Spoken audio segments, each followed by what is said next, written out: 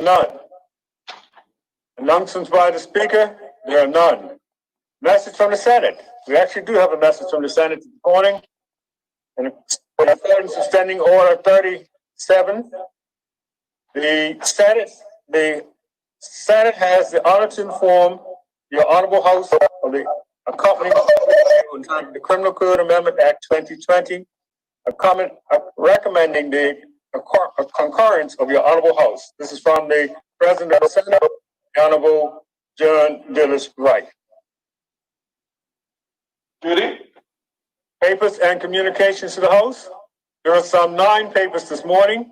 The first is in the name of the Premier. Premier, would you like to present your first paper this morning? Vice President speakers.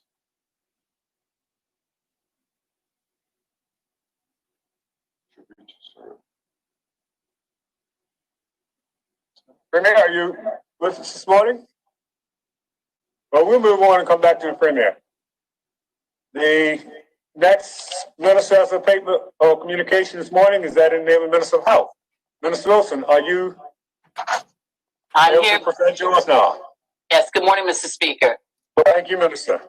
Mr. Speaker, I have the honor to attach and submit for the consideration of the Honorable House of Assembly Public Health COVID-19 Emergency Extension Order 2020, proposed to be made by the Minister of Health and exercise of the power conferred by Section 107A of the Public Health Act 1949. Thank you, Mr. Speaker. Thank you, Minister. The next communication this morning is in the name of Minister of Finance. Minister of Finance? Would you like to present yours, Minister of Finance?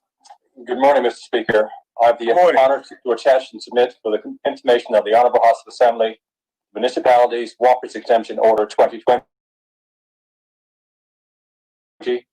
is made by the Minister of Finance in the exercise of the powers conferred by Section 31.5 of the Municipalities Act of 1923.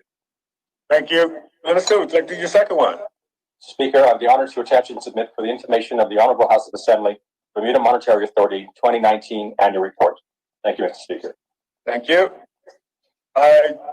Mr. Premier, would you like to do your 2 at the moment?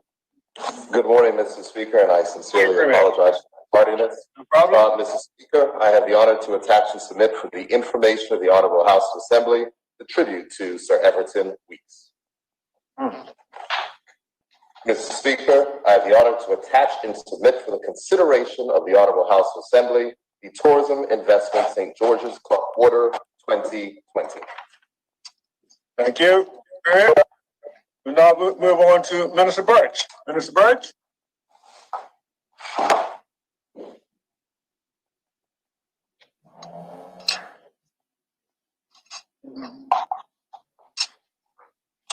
Good morning, Mr. Speaker. Good morning, Minister. And happy 3rd anniversary to you. Speaker, I have the honor Thank you. to all of us, actually. I have the honor to attach and submit for the information of the Honorable House of Assembly the Bermuda Housing Trust Financial Statements 2019. Thank you. You have actually 3 more. Would you like to do the others? Yes, sir, Mr. Speaker. Mr. Speaker, I have the honor to attach and submit for the consideration of the Honorable House of Assembly an exchange agreement between the Corporation of Hamilton and the McCalman Trust, PTC Limited, as trustee of the McCalman Trust, reference areas of land situated at 5 Brooklyn Lane, City of etched in yellow and pink in accordance with Section 21A of the Municipalities Act 1923. Could I continue? Yes, continue, Minister. Mr. Speaker, I have the honor to attach and submit for the consideration of the Honorable House of Assembly the sale and purchase agreement between the Corporation of St. George's and the W.M. Myron Company, reference to a lot of land situated in the town of St. George in the islands of Bermuda, shown as Lot A, and as described in the schedule annexed and edged red on plan in accordance with Section 21A of the Municipalities Act 1903. And the final one is, Mr. Speaker, I have the honor to attach and submit for the consideration of the Honorable House of Assembly the exchange of land agreement between the Corporation of Hamilton and the trustees of the Dianthus Trust, reference areas of land situated at Canal Road, LaFan Street, City of Hamilton, etched in green and yellow, and designated parcels B and A respectively, and in accordance with Section 21A of the Municipalities Act 1923. Thank you, Mr. Speaker. Thank you, Minister. That brings us to the end of the papers and communications. We'll now move on. Petitions, there are none. Statements by ministers and junior ministers. I guess 9 must be a magical number today. We had 9 papers and communications, and now we have 9 statements. First statement this morning is in the name of the Premier. Excuse me, Mr. Premier, would you like to present your statement? Absolutely, Mr. Speaker. Mr. Speaker, as I undertook at the last day of meeting, I am pleased to provide this Honorable House with an update on gaming and the work of the Bermuda Casino Gaming Commission. Honorable members will have noted from the order paper that I will today introduce a bill to make the Commission responsible for all forms of gaming in Bermuda. A cursory review of that bill will show how many different pieces of legislation and departments of government have something to do with different forms of gaming. All of this will now be under one roof and will promote greater efficiency and certainty in how gaming is regulated in Bermuda. It will also change the name of the Bermuda Casino Gaming Commission to the Bermuda Gaming Commission in recognition of its new broader remit for all forms of gaming. I would like to take this opportunity to provide a brief overview for honorable members of the high priority areas when it comes to the development of gaming in Bermuda. With regards to correspondent banking, Mr. Speaker, this Honorable House was made aware earlier this year regarding significant progress made with 2 major stakeholders who agreed to support cashless casino gaming. Both of these stakeholders have completed their necessary steps, and a potential operator is engaged in final conversations with an on-island financial institution. We are hopeful that this will be able to progress to completion, and I want to thank the Minister of Finance for his work to move this matter close to completion. The reason why the Minister of Finance held the game portfolio was due to the fact that the #1 issue delaying a gaming industry in Bermuda was the ability to bank the proceeds of gaming. With regards to the recruitment of a chief executive, Mr. Speaker, a priority for the Commission has been the recruitment of a chief executive. This Honorable House may recall that the Commission engaged the services of PricewaterhouseCoopers Executive Search in January of this year. A short list of 12 international candidates was compiled, and I can confirm that a preferred candidate has been identified and terms are being reviewed. I'm advised and expect that the post will be filled later this year.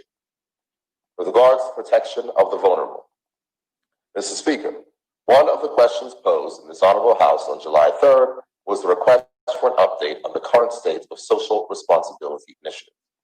Such initiatives are critical and should be embedded across all gaming sectors. The Problem Gaming Council have been active with providing oversight of initiatives to ensure the protection of the vulnerable and have been engaged in developing the following initiatives. #1, a prevalence study, establishing a baseline of empirical data and research regarding current gaming habits of Bermudian residents. #2, exclusion program, the review of social responsibility codes, particularly those on family and self-exclusion. #3, public awareness campaign. The Council will be commencing a public awareness messaging campaign that emphasizes responsible gaming. The campaign will see the Council broaden its outreach through various social, print, and broadcast media.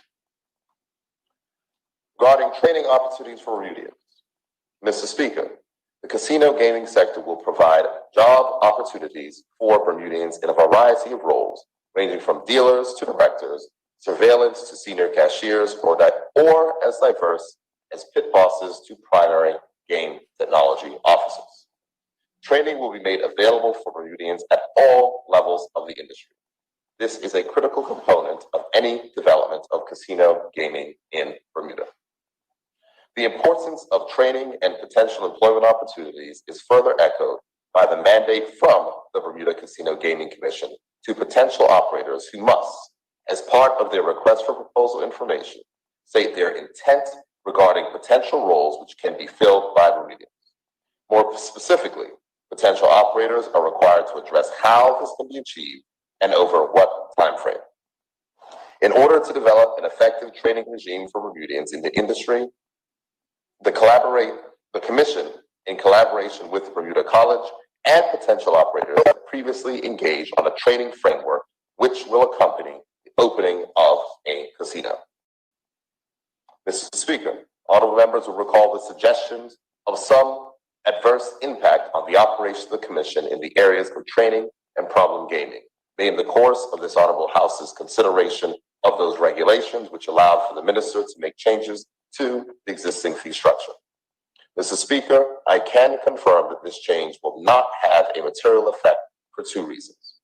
Firstly, potential operators are readily willing to collaborate with on-island training stakeholders to ensure Bermudians are provided bespoke gaming skills in this area.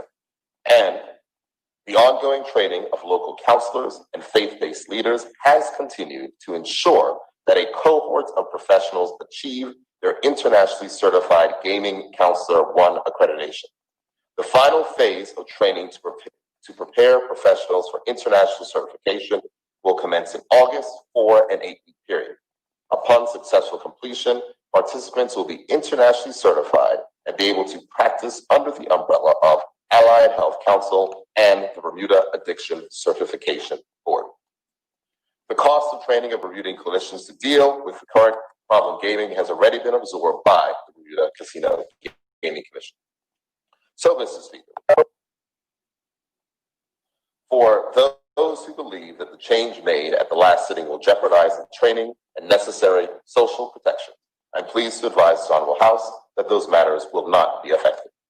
With regards to fiscal management, Mr. Speaker, honorable members will recall that as part of the 2020-21 budget, grant funding was not provided to the Commission. I can advise this Honorable House that draft audited financials for the fiscal year ended the 31st of March 2019 resulted in expenditure of around $2.1 million against a budget of $3.3 million. This result means the Commission spent $1.2 million less than was originally intended. I publicly wish to thank the Commission's team for their continued fiscal management. Regarding next steps, Mr. Speaker, as I indicated previously, in addition to a change of responsibility for the betting sector from the Betting License Authority, remit of the Commission is now proposed to include other areas such as gaming and cruise ship casinos, raffles, lotteries, and Crown and Anchor that require regulatory oversight. The Commission will continue to consult with local stakeholders and work through matters related to the operational transfer of these areas over the summer. Mr. Speaker, the principal act and regulations in this area provide the framework for the development of casino gaming and will now afford others in the gaming sector the ease of having one regulator. But as the remit expands, so must the potential for positive impact on the community.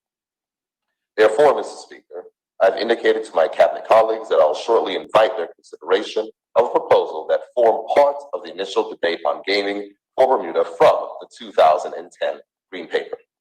That proposal was to commit a portion of the fees and other revenue raised now by the Commission to support things like sports development, the arts, healthcare initiatives, and education. There are successful models in other countries, and I'm confident that we can devise the same for Bermuda. Mr. Speaker, in closing, as we work to rebuild our economy from the ravages of a once-in-a-century pandemic, a well-regulated local gaming industry will be one more avenue to assist in creating jobs, spurring economic activity, and providing resources to support vital community activities. The bill I will table later today will assist this country in fulfilling those important objectives. Thank you, Mr. Speaker. Thank you, Mr. Premier. The next statement on the order this morning is in the name of Minister Parrish. Minister, would you like to present your first statement? Thank you, Mr. Speaker. Go right ahead. Mr. Speaker, the government has freehold title to all foreshore and seabed below the high water mark. The foreshore extends seaward from the mean high water mark. Mr. Speaker, in accordance with the Sale of Reclaimed Lands Act 1951, the Minister of Public Works is required to sell or convey either leasehold or freehold estate in the foreshore to adjoining or neighboring owners. The minister is also empowered to manage all public lands under Section 1 of the Public Lands Act 1984, with Section 8 providing the authority to dispose of land under certain circumstances. Mr. Speaker, for the avoidance of doubt, property owners of land along the foreshore may have planning permission and a building permit to construct, but still require the agreement of the Minister of Public Works to occupy the land before any work can commence. Piles and moorings may also have to receive consent from the Department of Marine and Ports. Further, any occupation of the foreshore without such an agreement is considered trespass on government land, and any person wishing to construct upon and occupy the foreshore is reminded that they need an agreement to document the ongoing occupation of the land. This consent is usually by grant of lease for a period of to 21 years and requires a one-off premium payment or periodic rent.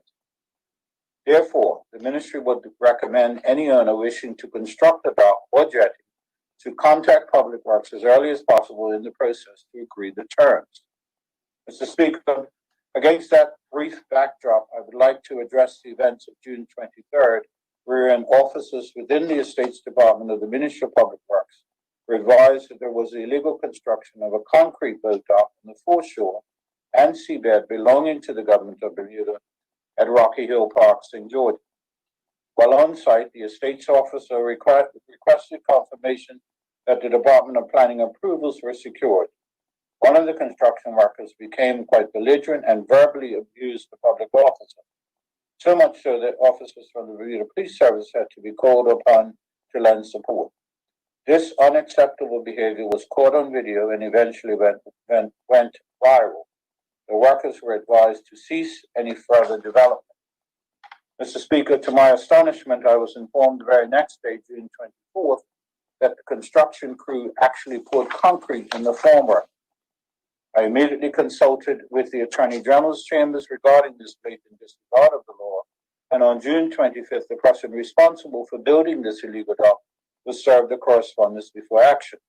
Mr. Speaker, the purpose of this letter was to give the developer 14 days' notice to remove the illegal structure, and in the event that there was failure to comply with this notice, the government would take the necessary steps to remove the structure, sue for damages, and seek costs for having done so. Mr. Speaker, as I am a visual person and not as familiar with St. George as some, I took the opportunity of visiting the site on Sunday, June 28th, so I could see for myself the nature of the infraction. On that occasion, MP Kimson, the MP of the district, and the Deputy Speaker, the Honorable Derek Burgess, along with many of those persons who have makeshift slips on the site, met me there. Some of them had also received the trespass notices, advising of 14 days to remove their structures. I indicated to them that I would consider all the issues and render a decision before the expiry of 14 days, and instructed them to take no action until a final decision was made. I subsequently met with technical officers in the ministry to ascertain the magnitude of the problem and how it had been ignored for so long. Not wishing to penalize everyone with a blanket approach, I am mindful that many of these slips are makeshift and actually bring character to the area and have existed in some cases for 40 years. However, there's a huge difference between a makeshift wooden structure that can be destroyed by the slightest of storms and a concrete one that is permanent by its very nature. To that end, I have asked my team to prepare license agreements for those persons at Rocky Hill Park so that their presence can be regularized. Mr. Speaker, I also had an opportunity to speak with the developer who conceded he did not have the requisite approvals and agreed that although his intention was to build a pub for all to use, it had to come down. Mr. Speaker, the demolition works were quickly put out to tender with invitations sent to the following 6 contractors: ECM Building Blocks, Christian Construction, Island Construction, Overnight Construction, Gorham's MDS, and Robbie Richardson of Smith Hauling, Richardson. 4 of these contractors attended the site meetings, namely Island Construction Services Limited, ECM Building Blocks, Gorham's MDS, and Robbie Richardson Smith Hauling, with 3 of them submitting bids.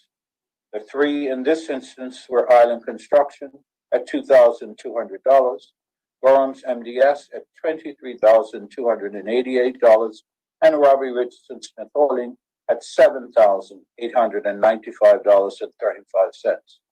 The government estimate for this demolition was $10,811. So the lowest bidder, Island Construction, was selected. Mr. Speaker, the 14 days eventually passed, and on July 14th, the selected contractor, along with planning and estates officers, were on site to commence the demolition of the illegal structure. I'd like to thank the Bermuda Police Service who provided support on the day to ensure there were no incidents. Mr. Speaker, I'd like to take this opportunity to remind the public of the basic process for securing approval to construct a boat dock. There may be other factors to consider, but this is the layman's part. First, you must seek permission from the Department of Public Lands and Buildings to occupy the Queen's Bottom. Two, the chief surveyor in the department is the appointed person who in turn will assign an estate surveyor who can guide the applicant through the process. Three, before liaising with the chief surveyor, the applicant will need to provide a plan showing the size and location of where the new dock is to be constructed. Four, after securing authorization from the Department of Public Lands and Buildings, it's highly recommended that the applicant consult with the Department of Marine and Ports to ensure that the new dock will not interfere with existing moorings or be a hazard to navigation. The harbor master should be able to provide assistance in this regard. Five, authorization from the Department of Public Lands and Buildings and from the Department of Marine and Ports should then be attached to the Development Application Board application and submitted to the Department of Planning. Six, that form can be found on the government website at www.gov.bm. Seven, if permission is granted, a building permit from the Department of Planning may be required to carry out the actual work. Mr. Speaker, this incident has highlighted a far wider problem with foreshore protection, user permission, and of course outstanding government revenue.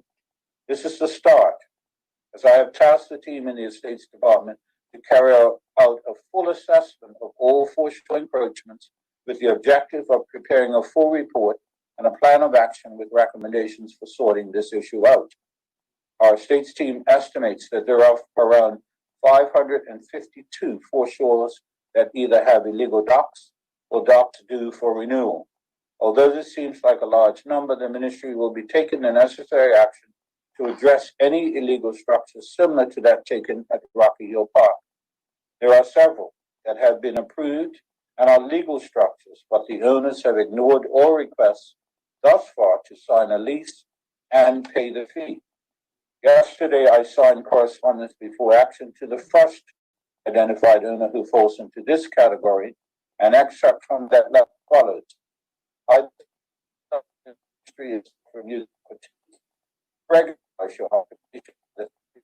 July 2020 by completing the lease and paying the agreed premium. Please note that if you do not take the action required in paragraph 5 above, within the timeline set, the government would have no option but to take concrete steps to safeguard its interests by either issuing trespass proceedings in court against you or causing any developments on the encroached foreshore to be demolished without recourse to you and seek the cost for having to do so. Mr. Speaker, let me clarify that not all foreshore developments are illegal, as many members of the public have already entered into formal agreements with the government and legally occupy the foreshore. However, the ministry is aware that there are a number of unapproved or unlicensed foreshore encroachments. This cannot be tolerated, and we encourage anyone without a formal agreement to occupy the foreshore to contact the Estates Department within the ministry immediately in order to take corrective steps to deal with any unauthorized occupation before the ministry takes the necessary action to reclaim its land. Mr. Speaker, I think it is safe to say that we are serious about addressing all the outstanding foreshore matters, and our actions this week at Rocky Hill Park should leave no one in any doubt about our determination to respond decisively to those who willingly flout the law. Thank you, Mr. Speaker. Thank you, Minister. Would you like to do your second statement? Absolutely, Mr. Speaker. Continue. I'm pleased to table the Bermuda Housing Trust audited financial statements for the year ended March 31st, 2019. The trust is in a healthy financial position and is up to date with their annual audit, having received an unqualified opinion from the audit. Mr. Speaker, for the sixth consecutive year, the Bermuda Housing Trust has received a clean and unqualified financial audit. For those who may not be aware, an unqualified audit means that financial statements are fairly and appropriately presented without any identified exceptions and in compliance with generally accepted accounting principles. This also means that by all appearances, the trust is in a healthy and strong financial position. The trust's financial position strengthened during the year while servicing its long-term debt. Cash and cash equivalents increased by 43% on account of sale of portfolio investments in local companies, while accounts receivable, primarily consisting of receivables from rental units, declined by 20%.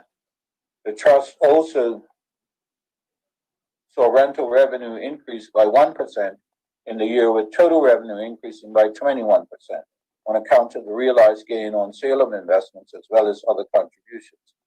Capping off a good performance was less expenditure in general administration and other expenses, which resulted in lower total expenditure compared to budget of 9% overall, compared to budget of 9%.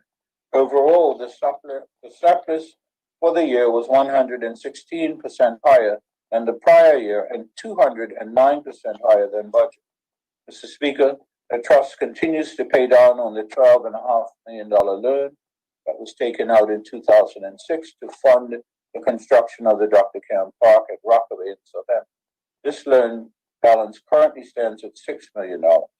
Speaker, the trust also maintains a maintenance fund for any unexpected expenses that may occur with properties, some that date back to the 60s and 70s.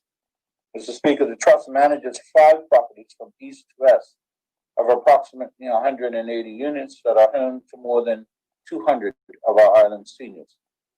These are rental accommodations that provide a sense of community for Bermuda seniors, but also provides them with a respectable and meaningful quality of life while still affording them their independence. As a result, Mr. Speaker, there is a constant demand for this type of accommodation, and the trust actually has a waiting list that consistently floats around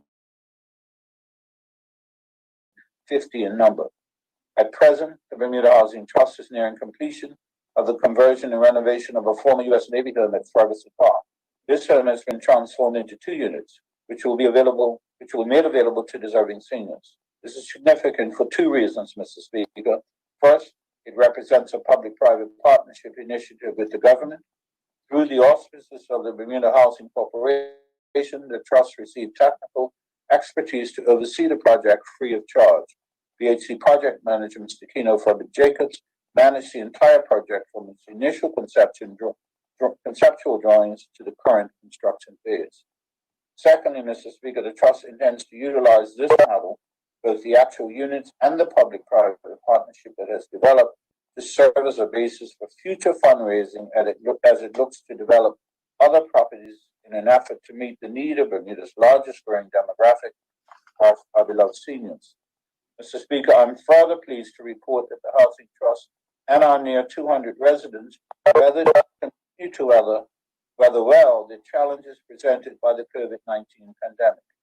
Even though this group of seniors are capable of living independently and do so quite well, the trustees stepped in and went far beyond their legislated mandate as landlords. They wanted to ensure that the residents were as safe as possible, and this included, but was not limited to, funding the purchase and delivery of groceries so as to obviate, where possible, their movement within the community, particularly during the height of the shelter in place. Mr. Speaker, there was also a very generous anonymous donor who, along with the Community Emergency Fund, made the purchasing and delivery of groceries possible. In addition, Ignite and Rugged Rentals both offered their services at a discounted rate, and there were many community organizations who provided meals and other services, and to all of them, I say a huge thank you. I'd also like to extend my appreciation to the seniors for the manner in which they have conducted themselves and for following all of the required protocols during this challenge because to date, Mr. Speaker, we have no reported cases of COVID-19 amongst this group. Mr. Speaker, none of this would be possible without diligent and prudent management. And I must take this opportunity to also acknowledge and thank Chairman of the Bermuda Housing Trust, Mr. John Barrett, and his Deputy Senator Vance Campbell, as well as their fellow committed directors, Mr. Anthony Mouche, Mr. Daniel Robinson, Ms. Rochelle Simons, Ms. Geraldine Smith, Mr. Juan Smith, Mr. Scott Stewart, Mr. Bruce Wilkie, and Mrs. Cheryl Cooper. In addition to those board members, it would be remiss of me not to express my gratitude and thanks to Ms. Sharon Smith, Office Administrator and the one full-time employee of the Trust, along with part-time staff, Ms. Judy Knights, Ms. Rhonda Smith-Simmons, and Mr. Gordon Johnson, all of whom went above and beyond the call of duty during this pandemic. Mr. Speaker, I have every confidence that this dedicated team will continue to manage the Bermuda Housing Trust with efficiency and an ever-abiding commitment to the welfare of our seniors. Thank you, Mr. Speaker. Okay. Thank you, Minister, for your two statements. The next statement this morning is in the name of Minister of Finance. Minister of Finance, would you like to do your statement? Yes, Mr. Speaker. Go right ahead. Mr. Speaker, the purpose of this ministerial statement is to provide the House of Assembly with a progress report regarding matters related to public access to beneficial ownership information for companies. Mr. Speaker, Bermuda has a strong reputation for high levels of transparency in business practices, as well as high levels of compliance in international cooperation. Today, legal and beneficial ownership information for companies is currently recorded and disclosed in Bermuda via a company's share register, through information given to the Bermuda Monetary Authority and the Register of Companies, and under certain disclosure obligations which apply to listed companies. Other requirements to collect beneficial ownership information are set out under Bermuda's anti-money laundering and counter-terrorism financing framework, as well as the tax information exchange framework. The results of previous regulatory, tax and anti-money laundering and anti-terrorism financing assessments have demonstrated the quality of the elements of the framework. Mr. Speaker, presently, there are no global standards that require public registers of beneficial ownership information for companies to be adopted. However, as with all external risk, it is often necessary for the country's business to be managed in some way between the development of international standards and standards set down by key trading partners and international bodies. In such cases, it is common for the government of Bermuda to respond to the risk posed by the introduction or pending introduction of new standards. Mr. Speaker, the background of the public register access to beneficial ownership policy is a seemingly unending series of events, each of which has a meaningful impact on Bermuda. I fully accept that it is important for the government of the day to own this matter completely. It is also important for honorable members to have the full knowledge and understanding of Bermuda's history in this area. Mr. Speaker, policy analysis is a process, and improving it needs to be approached with the same discipline as any other process. There needs to be a comprehensive understanding of the matter at hand and a clear understanding of how it is performing. Accordingly, Mr. Speaker, honorable members will be aware that on this matter, various policy responses have been made by different governments of Bermuda, different external parties at different points in time, as the threat has evolved over time. Mr. Speaker, I set out below a summary of the public access to beneficial ownership information policy decision track, starting from the 2013 Bermuda G7, formerly G8, Beneficial Ownership Action Plan, and ending with the EU Council's conclusions on the revised EU list of non-cooperative jurisdictions dated 18 February 2020. None of this information is meant to imply that governments of the day did not make the right choice for Bermuda. Instead, it will demonstrate that Bermuda did not choose to wait for a crisis to appear before altering course. The 2013 Bermuda G7, formerly G8 Beneficial Ownership Action Plan. Mr. Speaker, under the Bermuda G7 plan, the then government of Bermuda committed to review and update mechanisms for domestic and international cooperation in compliance with international standards, including in relation to the timely and effective exchange of beneficial ownership. The statement was published on the 31st of July in 2013. 2014, the G20 high-level principles on beneficial ownership transparency, otherwise known as the G20 principles. Mr. Speaker, there was no requirement to give a new commitment, as Principle 4 of the G20 principles did not impose a requirement on countries to put in place public registers of beneficial ownership for companies.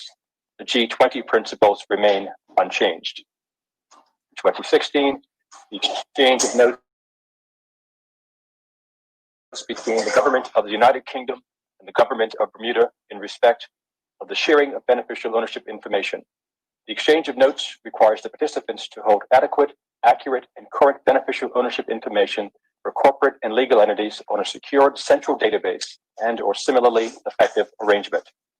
Paragraph 7 of the technical protocol to the exchange of notes requires the designated point of contact, in this case the Bermuda Monetary Authority, to provide the information within 24 hours of the submission of a request for information, unless it is notified that the request for information is urgent, in which case the authority is required to provide the information sought of it within 1 hour. Mr. Speaker, the exchange of notes was signed on the 9th of April, 2016. The requirement to put in place a public register of beneficial ownership for companies was addressed by the exchange of notes at that time. 2016 commitment letter, a commitment to exchange beneficial ownership information on an automatic basis with the rest of the world. Bermuda's commitment is set down in correspondence issued by the government of Bermuda to the Chancellor of the Exchequer dated 9th of May, 2016. The commitment letter outlines the government's commitment to enter into an agreement with the relevant parties to exchange beneficial ownership information on an automatic basis, subject to certain conditions, including the adoption of global standards. This commitment letter was signed within 45 days of the UK exchange of notes mentioned earlier, ahead of the May 2016 UK Anti-Corruption Summit. 2018 commitment letter, Government of Bermuda to the Chair of the EU Code of Conduct Business Taxation Group. In 2018, the present government sent correspondence to the EU as part of the communication related to the EU's requirement being imposed on low-tax jurisdictions, which included the following. Bermuda will work with the EU to achieve its objective on beneficial ownership. Bermuda will work with the EU to implement a beneficial ownership regime in a time frame similar to the time frame given to the EU member states to implement the 5th Anti-Money Laundering Directive. And Bermuda is keen to work with the EU in the examination of all options that may be of interest to the EU, including the current agreement for exchange of beneficial ownership information between the UK and its Crown dependencies and overseas territories. This correspondence was signed on the 28th of December, 2018. Mr. Speaker, in 2019 and again in the first quarter of 2020, in relation to delisting decisions in the area of tax compliance, the Council of the EU reaffirmed its commitment to address matters related to beneficial ownership and reiterated its invitation to the Code of Conduct Group to finalize discussion in this area. Mr. Speaker, the underlying problem that some are facing, at least from the policy response perspective, is that there may not be a clear understanding that the class and nature of threats that we are facing have continued to change. That is a natural human tendency. Mr. Speaker, further to the above, the issue of public access to beneficial ownership information for companies is also addressed by the UK Sanctions and Anti-Money Laundering Act of 2018, which compels the overseas territories to establish public registers of beneficial ownership information for companies by 2023. Mr. Speaker, honorable members would be aware that the government of Bermuda published the Bermuda Commitment on the 12th of July, 2020, while the CDs and the Cayman Islands published their commitments on the 19th of June, 2019, and the 8th of October, 2019, respectively. It also should be noted that all other overseas territories, except the British Virgin Islands, have committed to greater transparency by announcing they will establish publicly accessible registers of company beneficial ownership. Mr. Speaker, Given the complexities related to the ongoing developments surrounding this issue, there have been ongoing discussions within Cabinet. Resultingly, it was agreed that there would be, in the first instance, consultation with key stakeholders on this matter. Accordingly, the Ministry of Finance met with certain members of the financial services and intermediation sectors on the 6th of November 2019 to brief them on the latest developments with regard to public access to beneficial ownership. Also discussed at this meeting were options for consideration in relation to an appropriate public communique consistent with the Bermuda brand once it was determined that Bermuda should put in place a publicly accessible register of beneficial ownership. Follow-up discussions were held in April of this year, and I can advise that the general consensus of the majority of stakeholders was that government should make an appropriate commitment in line with the other jurisdictions. Mr. Speaker, building on the strength and positive impact of Bermuda's reputation and Bermuda's 70-year beneficial ownership information framework, the objective of our statement to make the company's central register of beneficial ownership information accessible to the public was to further underpin our commitment to ensure that Bermuda remains the jurisdiction of choice for quality and compliant business. The fact that Bermuda has had a central register for such an extended period, when even now it is not part of the global standard, demonstrates that we have always been committed to leading by example in relation to transparency and by actively engaging with our international partners in respect of beneficial ownership and transparency. We will continue to work with international bodies and other jurisdictions in respect of standards relating to corporate transparency and information exchange mechanisms and sharing information of Bermuda's approach and experiences. Mr. Speaker, failure to acknowledge that there is more than one way to successfully execute a policy response is not the Bermuda way. Executing policy successfully requires tough, often uncomfortable choices based on clear principles.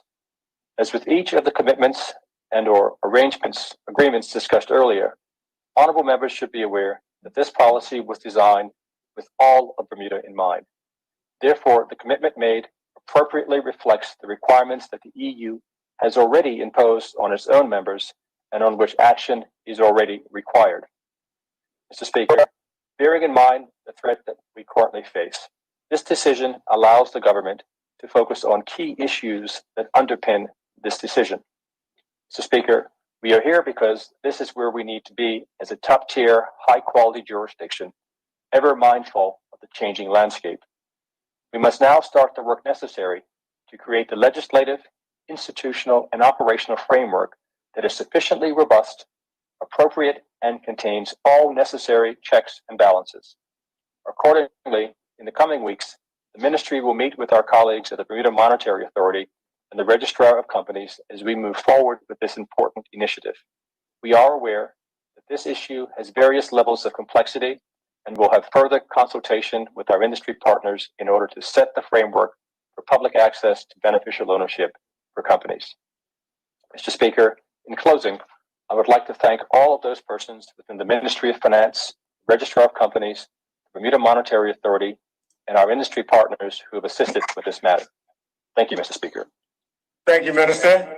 Minister, I believe the next statement is yours as well. Would you like to continue? Thank you, Mr. Speaker. Go right ahead. Mr. Speaker, I rise this morning to inform this honorable House of the status of the government borrowing and the requirements to increase the authorized debt ceiling. The government of Bermuda's borrowing activity is conducted in accordance with the requirements of the Government Loans Act of 1978, which sets the legal limit on loan and loan guarantees. Accordingly, later this morning, I will table an amendment to the Government Loans Act of 1978 to increase the debt ceiling by $600 million to $3.5 billion. Mr. Speaker, when this government took office in July of 2017, net debt stood at $2.397 billion and the debt ceiling at $2.5 billion. We came in with a focus on prudently managing the country's finances on behalf of the people of Bermuda and committed ourselves to a strategy of not increasing the debt ceiling. We were successful in honoring that commitment in the 2017, 2018, and 2018-2019 fiscal years, and we're on track to do so again in fiscal 2019-2020. Unfortunately, Mr. Speaker, In July 2019, in anticipation of borrowings to fund the purchase of indebtedness related to the guarantees associated with the stalled Caroline Bay project, the debt ceiling was increased by $250 million to $2.75 billion. Government subsequently entered into a $200 million short-term credit facility with local financial institutions to 1. Purchase the project's Tranche B and Tranche C loans, 2. Acquire the claims of the project's general contractor and local subcontractors, 3. Fund expenses associated with implementing a remediation plan to protect the physical assets of the site, and 4. Fund expenses associated with professional advisors. Mr. Speaker, at the end of March of 2020, net debt stood at $2.68 billion, an increase of approximately $200 million over the July 2017 balance. Mr. Speaker, it is important to put this increase in additional indebtedness into its proper context and set out for honorable members the primary components of this increase. Approximately $187 million related to payments of obligations under the Caroline Bay project guarantees and related costs. $64.2 million related to the funding of the 2018-2019 sinking fund contribution, and the remainder was to finance capital expenditures in fiscal years 2017-18, 2018-19, and 2019-20. Mr. Speaker, I provide this information for context to illustrate that prior to the COVID-19 pandemic, we were executing on our plan to reduce fiscal deficits, generate budget surpluses, and pay down debt, while at the same time delivering important public services and a secure, sustainable future for all citizens of Bermuda. Mr. Speaker, in April 2020, in anticipation of the negative impacts of the COVID-19 pandemic, the government raised the debt ceiling a further $150 million to $2.9 billion to ensure that it had the necessary liquidity to fund a variety of public health and emergency financial measures to support Bermuda's people and economy. In May of 2020, the government entered into a $150 million credit facility with local financial institutions. To date, approximately $80 million of this facility has been drawn to fund emergency measures associated with COVID-19. Mr. Speaker, I can now advise honorable members that the government intends to conduct a public bond issuance in the international capital markets. The proceeds to be raised will depend on market conditions, but may be in the range of $1 billion to $1.25 billion. Mr. Speaker, the proceeds from the sale of the contemplated bond issuance are intended to be used, among other things, for 1, to finance the anticipated deficits for fiscal years 2020, 2021, 2021, 22, and 2022, 23. 2, to refinance the credit facility associated with the Caroline Bay project. 3, to refinance the credit facilities associated with general liquidity needs and the COVID-19 emergency measures. And 4, depending on market conditions, liability managed tranches of existing indebtedness. Mr. Speaker, any funds borrowed that are not required in the current fiscal year or for liability management purposes are to be invested in the sinking fund. Mr. Speaker, the proposed amendment will provide for the authority of the government to borrow up to the newly established limit as we navigate our way through the COVID-19 pandemic and beyond. The proposed statutory debt ceiling of $3.5 billion is set at a level to enable funding of the government and its economic recovery over the next 2 to 3 years. Mr. Speaker, in closing, government remains committed to prudent and sensible borrowing. This borrowing strategy will allow the government to lock in historically low rates, potentially reduce our interest expense on some of our current bonds, and take advantage of strong current global demand for investment-grade assets. Thank you, Mr. Speaker. Thank you, Minister. The next statement this morning is Minister Fogo. Minister Fogo, would you like to present your statement? Yes, thank you, Mr. Speaker. Good morning, honorable colleagues. Good morning to the listening public, and good morning to you, Mr. Speaker. Mr. Speaker, based on how this pandemic is ravaging communities across the globe, it is no surprise that our beloved COT match was canceled this year. However, Mr. Speaker, Despite our disappointment, we saw this as an opportunity for the Department of Community and Cultural Affairs to focus on the crux and true meaning of the holiday. The emancipation of enslaved Bermudians is, in fact, the origin of Cotton Match, and despite the current limitations on social gatherings, our ability and desire to celebrate that origin is a signal of the deep roots of our culture and heritage. Mr. Speaker, particularly now during this time of shared sacrifice and shared responsibility, the department has placed a focus on partnering with individuals, organizations, and community groups to support and highlight not only the work that is being done in our community, but also those that have historically supported our celebrations and commemorations of Cotton Match and emancipation.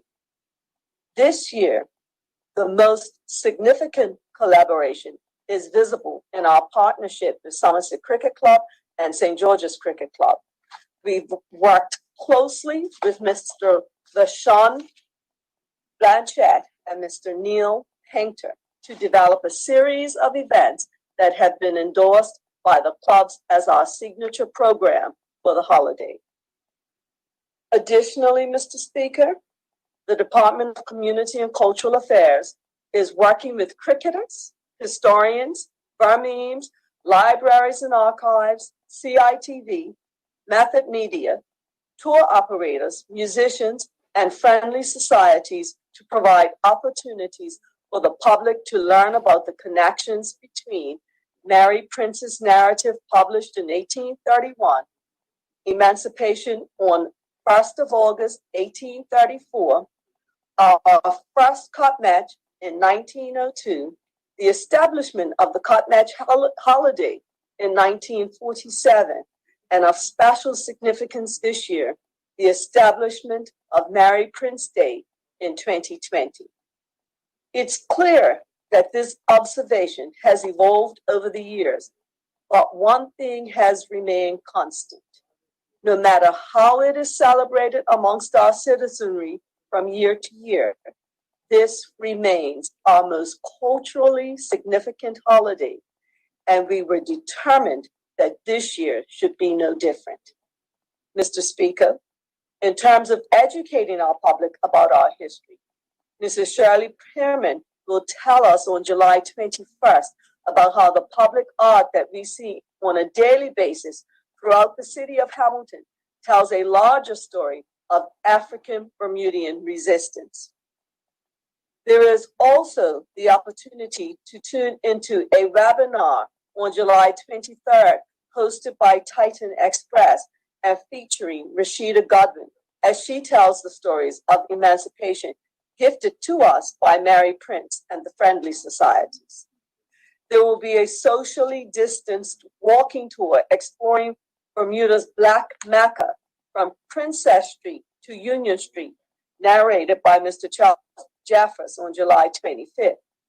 This provides an ideal opportunity to learn about this area of African Bermudian economic empowerment. The historical jewel in the crown will be a lecture by Dr. Clarence V.H. Maxwell, made available to the public on our very first Mary Prince Day, as he talks about our eminent national heroes' struggle for freedom.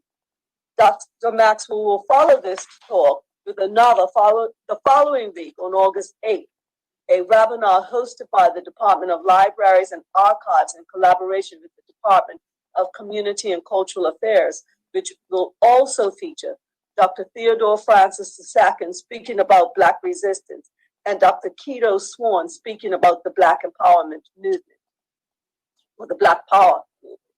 Mr. Speaker, for those who want to know more about Cotton Match and our sporting legacy from cricketers both current and seasoned, there will be a series of conversations and interviews hosted on CITV.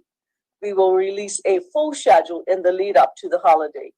We are also excited to partner with Method Media, who will provide a series of interviews that will give us the flavor of Cotton Match, tapping into the heart and soul of why this holiday is one of our very favorites. Mr. Speaker, Cot Match wouldn't be Cot Match without a nod to at least some of the celebratory parts of the holiday. Barmeems and the Department of Community and Cultural Affairs are teaming up for a virtual Cot Match celebration. We won't spoil the fun by giving out all of the details at this time, but rest assured this is not to be missed. The Department of Community and Cultural Affairs will also be organizing an Emancipation Tribute Concert in collaboration with Barmeems, made available online as well as via CITV to the public on Mary Prince Day. We'll announce the lineup at a later date, but I can guarantee that tuning in will be a very special way to spend the second day of our holiday. Mr. Speaker, details for all of the information I provided today is available on the Department of Community and Cultural Affairs website at www.communityandculture.bm. I encourage the public to take full advantage of the many and varied offerings and to celebrate the holiday safely. Mr. Speaker, in February of this year, the Honorable House approved an amendment to the Public Holidays Act 1947 to rename the second day of Cot Match from Summer's Day to Mary Prince Day. Mr. Speaker, at that time, I advised this Honorable House that our national hero, Mary Prince, is recognized on the world stage for the crucial role she played in the abolition of slavery throughout the British Empire by telling the painful story of her life as an enslaved person. It was only fitting that the second day of Cot Match be renamed for her. Mr. Speaker, it is also fitting that we provide a suitable location for education and reflection, not only on the legacy of Mary Prince, but those who have followed her in pursuing social justice and change in Bermuda with the intention of inspiring those yet to come. To that end, the Department of Community and Cultural Affairs assembled an advisory committee comprised of technical officers from the Department of Environment and Natural Resources, the Department of Public Lands and Buildings, and the Ministry of Education, as well as experts within the Bermuda's visual arts community and members of the Department of Community and Cultural Affairs Emancipation Committee to consider a suitable site related to Mary Prince. Mr. Speaker, the committee considered a number of sites, and based on their detailed recommendations, Devonshire Bay Park was determined as the most appropriate site. Mary Prince was born in Brackish Pond. Brackish Pond was the colloquial name at that time for the parish of Devonshire, and most of the houses where she was enslaved were also in Devonshire.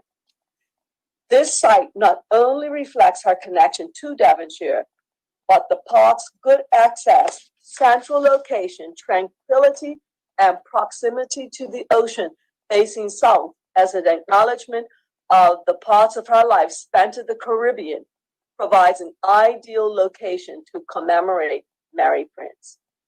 Mr. Speaker, to this end, I am pleased to announce that with the support of my honorable colleague, Lieutenant Colonel Birch, Minister of Public Works, and the Parks Commission, that Devonshire Bay Park will be renamed as Mary Prince Emancipation Park.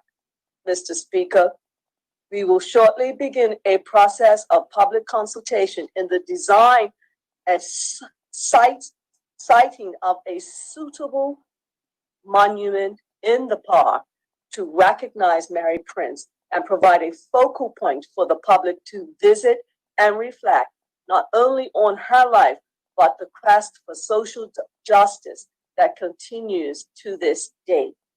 Mr. Speaker, in closing, I would be remiss in a statement regarding the importance of the history and heritage of Black Bermudians if I did not once publicly acknowledge the loss of activist Dr. Eva Hudson, and most recently, film legend Mr. Carl Cameron.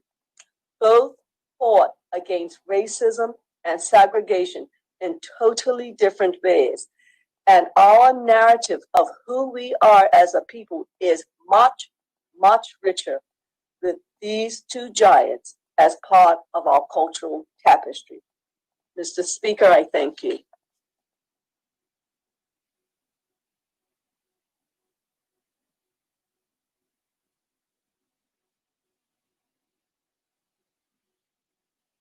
Thank you, Minister. The next statement this morning is in the name of the Minister of Education. Minister? Good morning, Mr. Speaker. Can you hear me? Good morning. Good morning, Mr. Speaker. Can you hear me? Yes, we hear you loud and clear. Okay, thank you. And we also see you. Good morning, Mr. Speaker. This morning I rise to provide my honorable colleagues with a further update on the Department of Education school reopening plans for September 2020, and to confirm the completion of the earlier planning works that I shared with my honorable colleagues 2 months ago in May 2020. Mr. Speaker, we are all aware that COVID-19 is still very present with us and will be around in the months ahead. With this in mind, opening our public schools safely and being able to stay open requires a careful and thorough planning. The good news is that the reopening of schools safely is possible and has been achieved in countries such as Hong Kong, Taiwan, Denmark, and others. Additionally, the reopening of schools is strongly supported by the fraternities of pediatricians, both locally and overseas. Therefore, Mr. Speaker, I am pleased to share that technical officers in the Department of Education have worked assiduously during the past months to develop a COVID-19 system school reopening plan for receiving children in September 2020. As a result of this schoolwork, all school buildings will be open. Mr. Speaker, you will recall back in May, I gave a report that the prep work being undertaken for the reopening of our public schools involved the development of a system plan comprising of 4 components. 1, planning for reopening. 2, preparation of school buildings. 3, recovery to transition staff and students back to normalcy. And 4, implementation of a hybrid learning model. Mr. Speaker, let me first speak on the reopening component. Again, in light of COVID-19, significant time and effort was put into developing the specific safety and health protocols for every public school level. The department has observed several comments and questions in the various social media platforms and received many queries asking what will our public schools look like in September. Parents want to know how will children be safe and what is planned for physical distancing. Mr. Speaker, due to the heightened concern, I felt the need to prepare a separate statement on just the safety and health protocols for public school systems to provide our parents, guardians, and general public with an in-depth account of the extensive detail officers in the Department of Education and Health have taken in consideration to ensure the safety of our public school students is a priority. I will read that statement next. Mr. Speaker, the physical preparation of our school buildings was another significant component of system planning. Since the closure of schools back in March, our school custodians have consistently worked towards maintaining the cleanliness of the schools, ventilating the school buildings, and implementing the deep cleaning and sanitizing processes. However, in May, during the building walkthrough pre-testing for safety and health protocols, the team discovered that many classrooms were cluttered with items not appropriate for classroom environments. Also, many items in classrooms had the potential to adversely affect the air quality and were taking up much needed space. To rectify this, school staff were required to declutter classrooms to meet basic safety and health guidelines. Subsequently, inspections were carried out at the end of the school year at all 36 school sites to ensure adherence to these guidelines. Mr. Speaker, to start the school reopening process, in August, all schools will be deep cleaned once again and inspected using a standardized inspection form. Water tanks at all schools will be chlorinated to ensure that the water supply is safe for drinking and washing of hands. Safety and health signs will be posted throughout the school buildings as a constant reminder to staff and students of following safety and health protocols. Custodians will follow a daily cleaning routine and sanitizing regime developed by the Department of Health. In instances where there are staff shortages for cleaning, daytime cleaners will be hired to fulfill the need of frequent sanitizing and cleaning. As such, the Department of Education will be collaborating with the Department of Workforce Development to secure cleaners for these schools. An adequate supply of cleaning supplies and hygiene essentials for staff and students has been secured and will be available at the start of the school year in September. Mr. Speaker, setting up classrooms in compliance with physical distancing protocols has meant that schools will needed to find additional spaces to hold classes. All students and teachers' desks were rearranged and classes were reconfigured to align with the physical distancing protocol of 6 feet. This meant that a classroom that held 20 students previously now only holds 10 students with physical distancing. Therefore, 2 classroom spaces will be needed instead of 1. This reconfiguration of the school's physical environment will impact what learning looks like in September. For example, a teacher who is teaching their class may be face-to-face with one group, while the other group that is physically on site in another room, accessing the lesson remotely under the supervision of another qualified teacher. This reconfiguration will require the department to increase the number of teachers on site. Some of our schools will be using common areas for teaching, such as the assembly hall, computer lab, art room, music room, learning support rooms, and reading rooms. However, Mr. Speaker, the Department of Education has not ruled out the possibility of implementing a rotational schedule for attending school, particularly for our older students in the upper, middle, and senior school levels. Additionally, as guidelines are evolving worldwide, the department is looking at the potential of installing plexiglass shields on students' individual desks at the primary level. This has proven to reduce the amount of space needed between students in the classroom and allow for all children to be in the same class.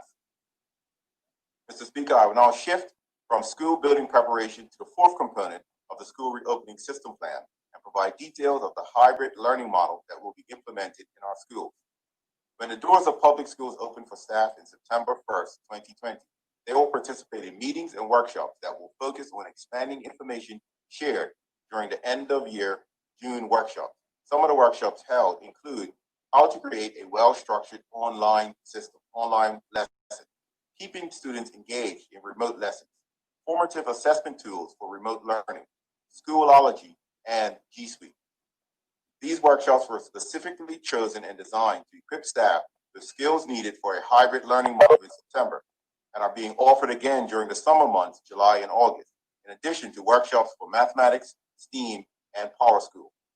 The hybrid learning model is one which involves an in-classroom or face-to-face instruction and remote learning for students, and was chosen to accommodate extremely vulnerable staff and students who require shielding and who cannot go into school buildings. Staff and students who fall in this category will be teaching and learning remotely. Mr. Speaker, the hybrid learning model requires staff and students to be in possession of laptops, and school sites will be equipped with the technology to support remote learning. All schools have had their bandwidth increased. Middle and senior schools have Wi-Fi that can be accessed anywhere in the building, and this summer the Wi-Fi availability in the remaining schools will be expanded for school-wide access. Additionally, this summer, IT staff will be replacing LCD projectors and ensure smart boards can be used for displaying project content and the faces of students accessing learning via remote platforms. The department is securing additional laptops with the aim of having all laptops and contracts ready for staff and students to sign on site at schools by the last week in August. Additionally, school days have been adjusted to accommodate the daily safety and health protocols that will be followed and to implement staff and student wellness activities.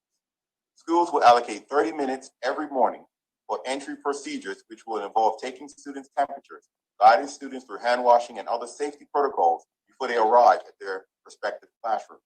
This schedule will also include a staff and student morning and afternoon wellness break to support staff and student well-being.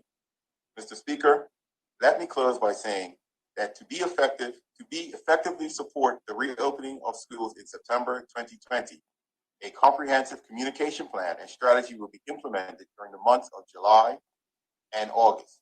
Communication is the area of the Department of Education. Communication is an area the Department of Communication recognizes the need to enhance with our stakeholders.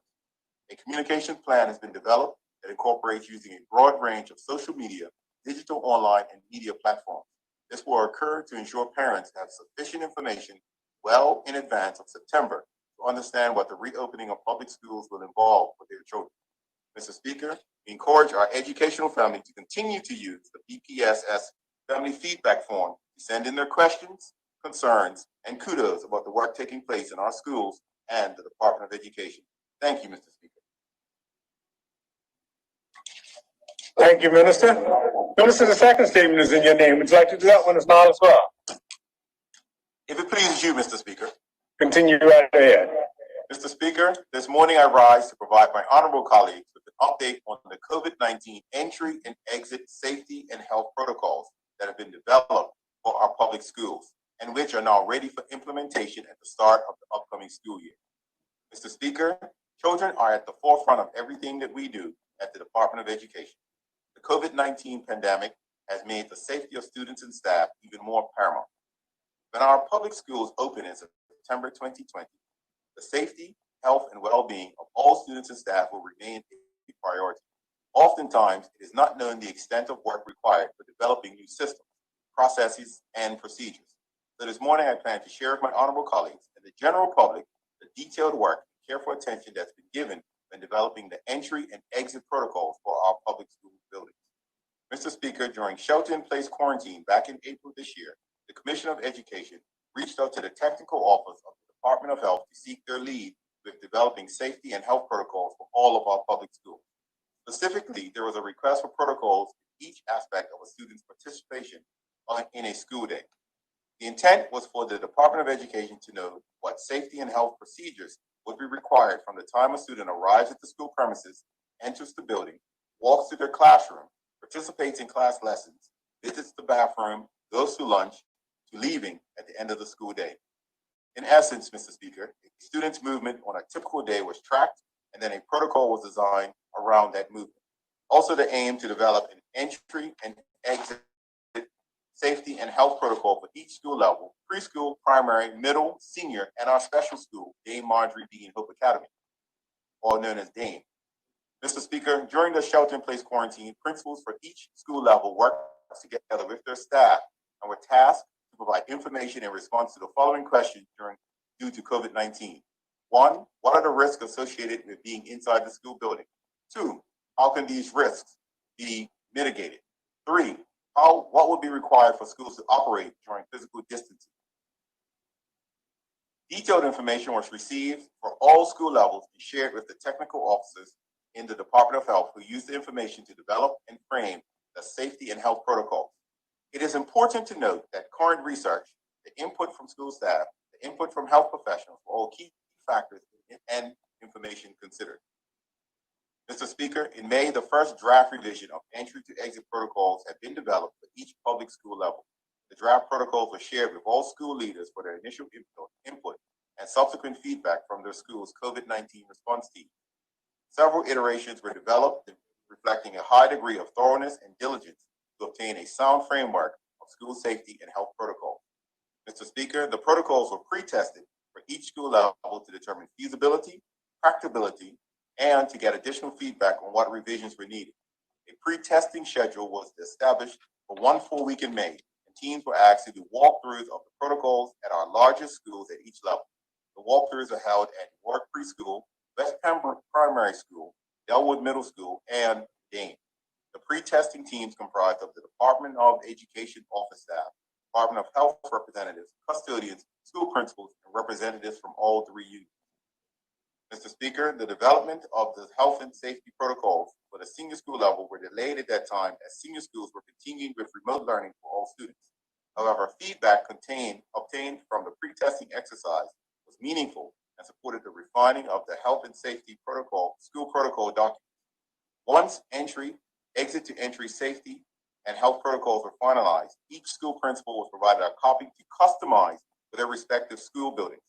This process was completed in June 2020, prior to the end of the school term. Mr. Speaker, several Department of Education technical officers, such as school psychologists, curriculum officers, IT technicians, mentor teachers, and school service officers visit our schools on a daily basis to serve both teachers and students. As such, the Department of Health officer is currently working on finalizing specific safety and health protocols for Department of Education technical officers, which will ensure that we cover all bases in ensuring safe school buildings. Mr. Speaker, the entry to exit safety and health protocols are comprehensive documents that reflect the current research and input of school staff, union representatives, and the technical expertise of staff from the Department of Health. The detailed guidance constitutes an appropriate mix of rigor and realism for the educational setting. The protocols aim to 1, provide safety and health guidance for our school operations, 2, keep sick students and staff out of school buildings, and 3, ensure an adequate response when someone is found to be ill on school premises. Mr. Speaker, I'll now highlight I will now share a few highlights of the entry and exit protocols that we developed. 1, upon arrival at the schools in the morning, a screening will take place to ensure children are free of symptoms of COVID-19 or any other illness. 2, this screening includes temperature checks, a 3-point questionnaire, and appropriate follow-up measures. 3, parents will be required to wear face coverings when on school premises, but will not be allowed into school buildings to ensure a health and safe bubble. 4, a key feature of our safety plan is the use of bubbles consisting of the same group of children. Children will remain in their bubbles and observe appropriate physical distances. 4, preschoolers, primary and middle school students are not required to wear masks at this time. Mr. Speaker, senior school students will be required to wear face masks while on the school premises.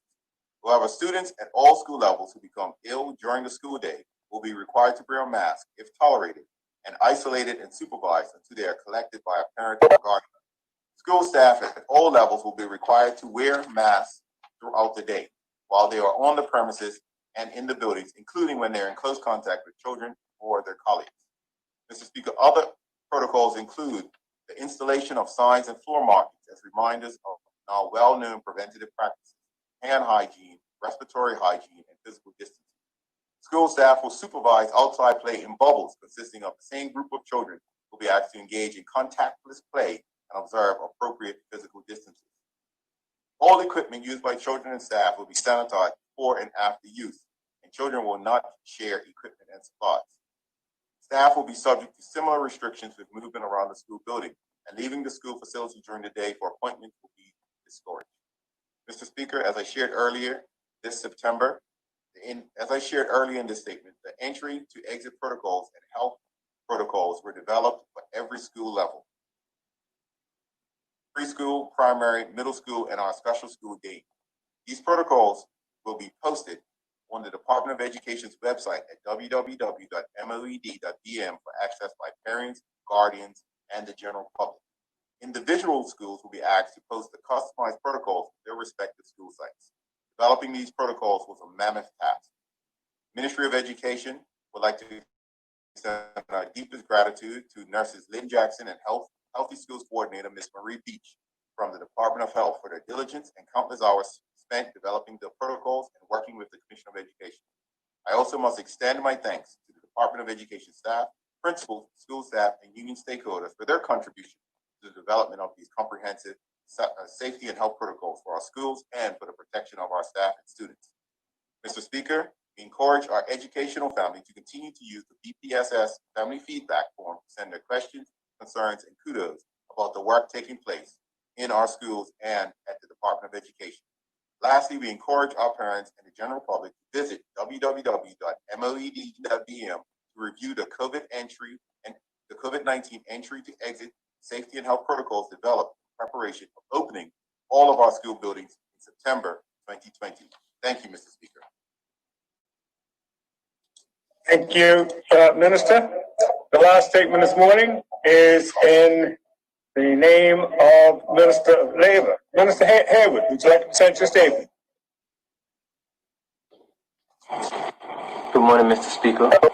Good morning. I am pleased to announce that the Ministry of Labor will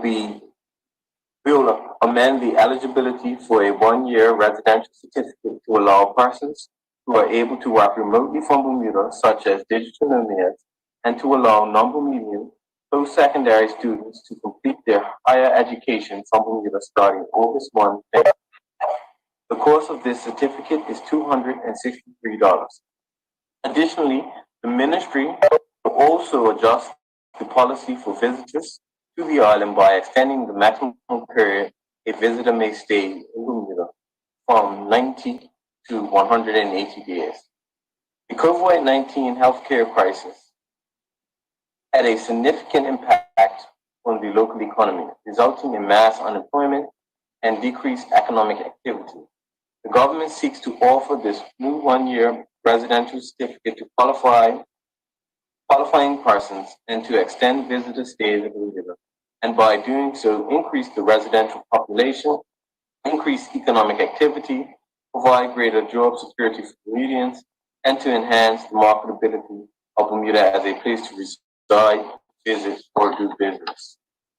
Mr. Speaker, there are persons who are location independent, using technology to perform their job no matter where they are. Such persons work remotely, telecommuting, rather than being physically present at a company's headquarters or office. Remote working has been a growing trend for some time, and is something the Bermuda government has been examining as part of its technology-focused economic diversion strategy. The trend towards more remote working has been accelerated by COVID-19.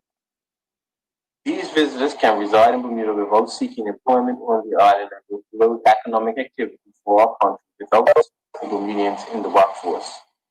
Mr. Speaker, allowing non-Bermudian post-secondary students to complete their higher education from Bermuda represents an opportunity to build an international student community in Bermuda and enhance Bermuda's digital perception worldwide, which will produce benefits to the local economy.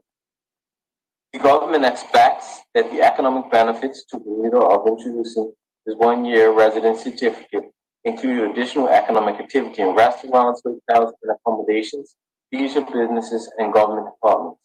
It is a step to strengthen the economy that will benefit Bermudans. As the Minister with responsibility for immigration, I have the authority to issue residential certificates under Section 32 of the Bermuda Immigration and Protection Act. The policy will require applicants to be over the age of 18, demonstrate good character, and not have conviction for an indictable offense, possess valid health insurance, demonstrate employment with a legitimate firm or the company registered and operating overseas, which does not operate in Bermuda. In the case of a remote worker, provide evidence of enrollment in a research, undergraduate, graduate, or doctorate program. In the case of a student, demonstrate sufficient means and/or continuous source of annual income without the need to engage in gainful employment in Bermuda. The Ministry of Labor will collaborate with the Bermuda Tourism Authority and the Bermuda Business Development Agency to communicate this opportunity to the world. Mr. Speaker, the Ministry is working diligently along with the Department of Immigration to launch this one-year residential certificate during the first week of August 2020. It is anticipated that the form will be available for electronic submission along with all relevant documentation via government portal at www.gov.bm on or before August 1, 2020, and that the process will be swift. Thank you, Mr. Speaker. Thank you, Minister Hayward. That actually brings us to the end of the statements for this morning, and we'll now move on. The next item on the order today are reports of committees. There are no reports of committees. The next is the question period. The members, as you know, the question period is 60 minutes, and it's now 11:26. And we have two sets of written questions this morning, which will be done before the questions for the statements. And the first written question is for the Minister of Finance from the MP Dunkley. And both sets of written questions are asked to reply orally today. So, MP Dunkley, would you like to put your questions to the Minister of Finance? Thank you, Mr. Speaker, and good morning to you and colleagues. To the Honorable Minister, will the Honorable Minister please inform the Honorable House of the individual projects and associated investments the government has initiated using the Bermuda Infrastructure Fund since its establishment in 2017? Minister? Mr. Speaker, the fund commenced operations on April 27th of 2018 and has raised approximately $88 million in capital commitments from limited partners, including the government of Bermuda. Since its establishment, Bermuda Infrastructure Fund has concluded on one investment in an electric vehicle business. Separately, the fund is currently in advanced discussions regarding two other initial investments in the telecommunications and food security industries, which is the aggregate will require approximately $50 million of capital investment. The three contemplated investments together could create between 60 and 80 full-time positions. In addition, the fund is exploring additional investments in multiple areas of Bermuda's infrastructure, including but not limited to transportation, water, wastewater, healthcare, and energy. Thank you. Thank you. Thank you, Mrs. Supplementary? Yes, thank you. Supplementary to the Honorable Minister. I appreciate the update. My question specifically related to individual projects and associated investments the Bermuda government has initiated with the Bermuda Infrastructure Fund. The overview the minister gave seemed to be what the fund had done it itself without any collaboration with the government. Is that correct? Minister? Mr. Speaker, the responsibility of the fund is to identify investments and to make investment decisions. That's their job. We, as a government, make it known that there is a fund available for those persons who want to avail themselves of that capital, and the individuals make approaches to the fund on their own initiative, and in as much as they can work out terms for an arrangement to do a deal, and a deal is done, otherwise one isn't. The government is not in the business of telling the infrastructure fund how to do its business. Thank you, Mr. Speaker. Second supplementary. Supplementary, yes. The government supported the initiation of the fund back in 2017 and 2018 it came to reality. So is the minister saying that as of yet the government hasn't had any investors who have contributed to funding from this to starting jobs in Bermuda? Mr. Speaker, perhaps the honourable member is unfamiliar with how a fund like this actually works. What I mentioned in my opening statement was that the fund had raised commitments of approximately $88 million. In the world of private equity or funds like this, the fund managers go out to investors to solicit interest in providing capital or making commitments to the fund to do what the fund's business. Inasmuch as there, can you please mute your mic? Inasmuch as there are investment opportunities.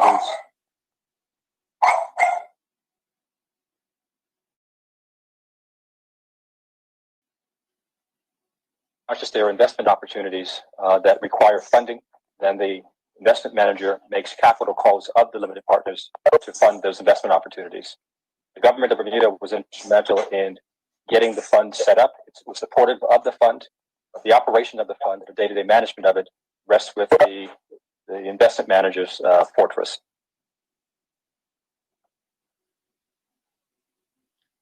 Thank you, Minister. Is there another question? Supplementary? Oh, you had your two supplementary, sorry. Would you like to put your second question? Yes, Mr. Speaker. Will the Honourable Minister please inform the Honourable House of the total number of jobs thus far created by investments undertaken in Bermuda by the government through use of the fund's assets? Minister?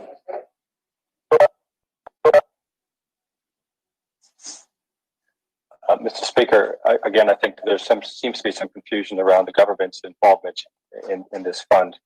The government has not undertaken any investments. The fund would have undertaken investments.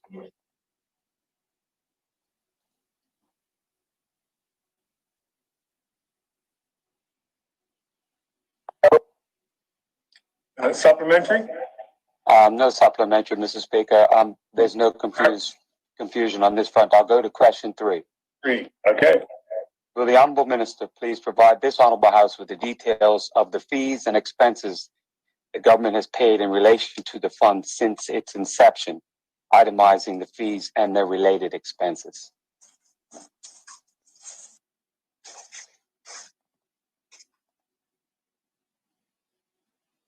Minister? Speaker, that one I can help with, Mr. Speaker. The amount of management fees paid by the Bermuda government to the funds manager, Fortress Investment Group LLC, to date is $1.656 million, approximately $175,000 in November of 2018, and a further $1.48 million in May of 2020. Fortress was selected to manage the fund professionally, and Fortress is a leading, highly diversified global investment management firm. They apply deep and specialized expertise across a range of investment strategies, including private equity and credit, on behalf of over 1,600 institutional investors and private clients worldwide. In order to manage the fund professionally, as the government and institutional investors in the fund require, Fortress needed to dedicate senior investment professionals to this fund.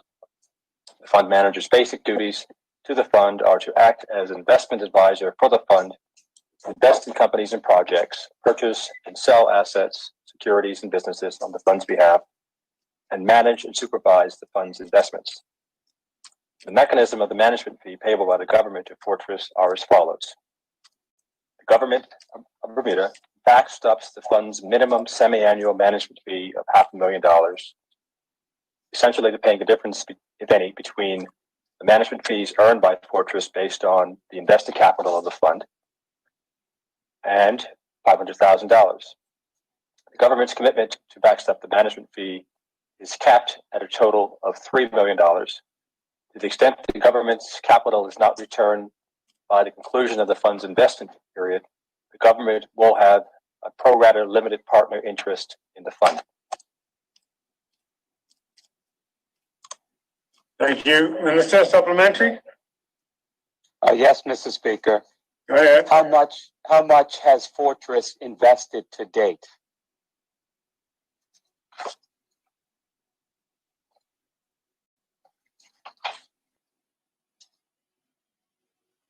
Minister? I'm just trying to identify that information, Mr. Speaker. I would say that Fortress, and I don't want to be overly technical here, but I want to respond to the question that was asked. Fortress has invested zero to date. The fund would have made investments. And I would need to get my technical officer to provide me with the quantum of the investment for the electric vehicle business that I mentioned earlier in my statement. Thank you, Mr. Speaker. I'm happy for the minister to be tactful, and I wait for the feedback. So, Mr. Speaker, the Premier said some months back that the fund is important for Bermuda on two fronts. It supports the modernization of Bermuda's aging infrastructure and will provide jobs for Bermudians in the months and years to come. So for $1.656 million, Mr. Speaker, to date, we have seen no support of Bermuda's aging infrastructure.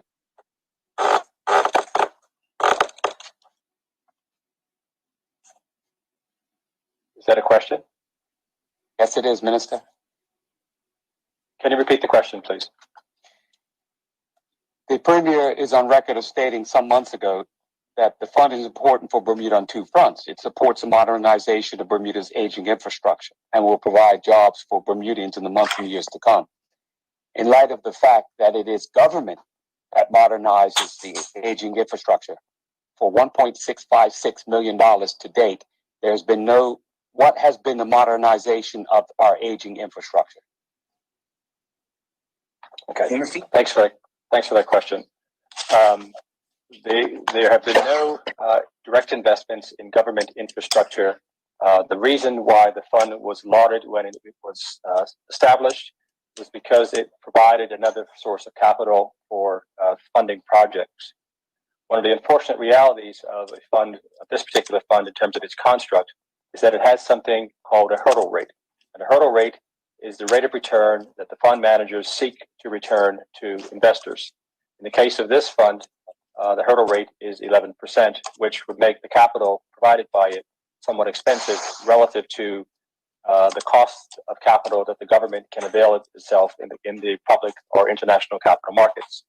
By way of reference, the government is getting quotes from our investment bankers on our contemplated bond offering in the range of 3 to 3.5%.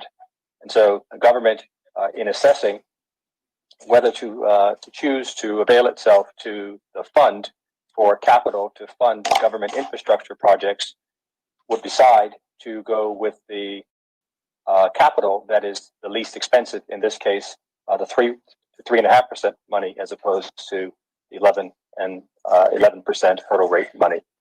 Notwithstanding that, entrepreneurs have sought audiences with the fund managers to see if there is a way that they can avail themselves to the capital, because they may have had difficulty getting capital from the banks, or and the 11% capital is somewhat cheaper than the typical 15% cost of capital that is attributed to common equity. Thank you, Minister, for that. Thank you, Mr. Speaker. So for 1.656 million, we have no return on investment yet. Thank you, Mr. Speaker. Thank you. For exchange, the next question this morning is another written question requiring all response. It's from the opposition leader to it was originally sent to the acting minister of national security. Will the acting minister be answered, or will the new minister be answered? Good morning, Mr. Speaker. It's Renee, and I will answer the question. Good. Welcome, Minister. Good. Opposition leader, could you put your question to Minister Lee? Yes, thank you very much, Mr. Speaker, and to colleagues, and welcome to our new minister, Ms. Mee. Welcome. My first question is, will the Honorable Minister please inform this Honorable House who was the party responsible for applying for a large group exemption from Prohibition and Regulation 5.1 and 2 of the Public Health COVID-19 Emergency Powers Regulations 2020 for a charity dinner for Meals on Wheels? Sure. Minister? Sure. On June 30th, 2020, a letter dated June 26th, 2020 was received via email from MEF/Blue Restaurant applying for exemption for the 50-person limit for dinner reservations for 130 guests. I'm sorry, I could just about hear.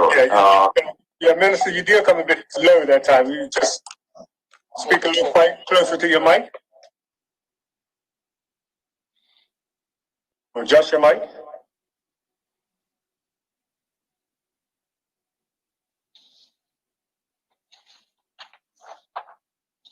Oops.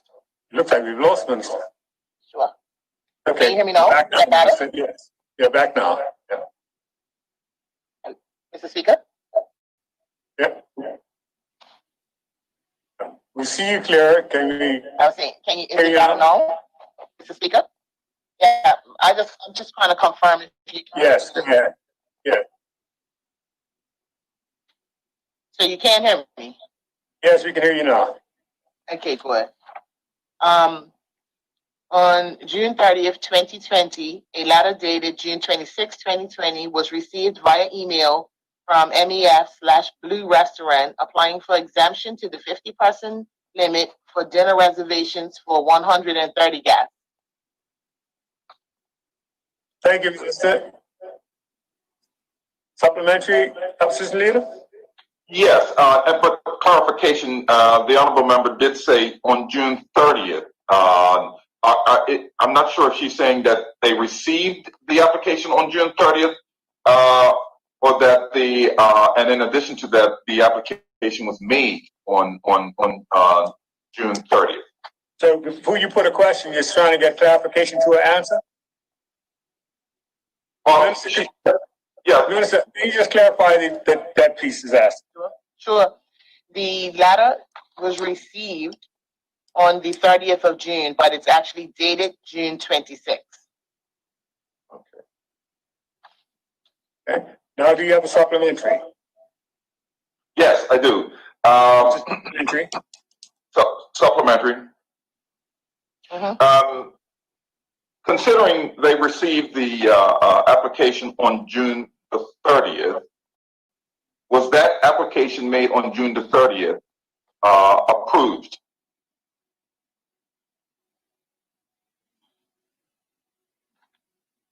Understand? 2 seconds. No problem. And if so, when?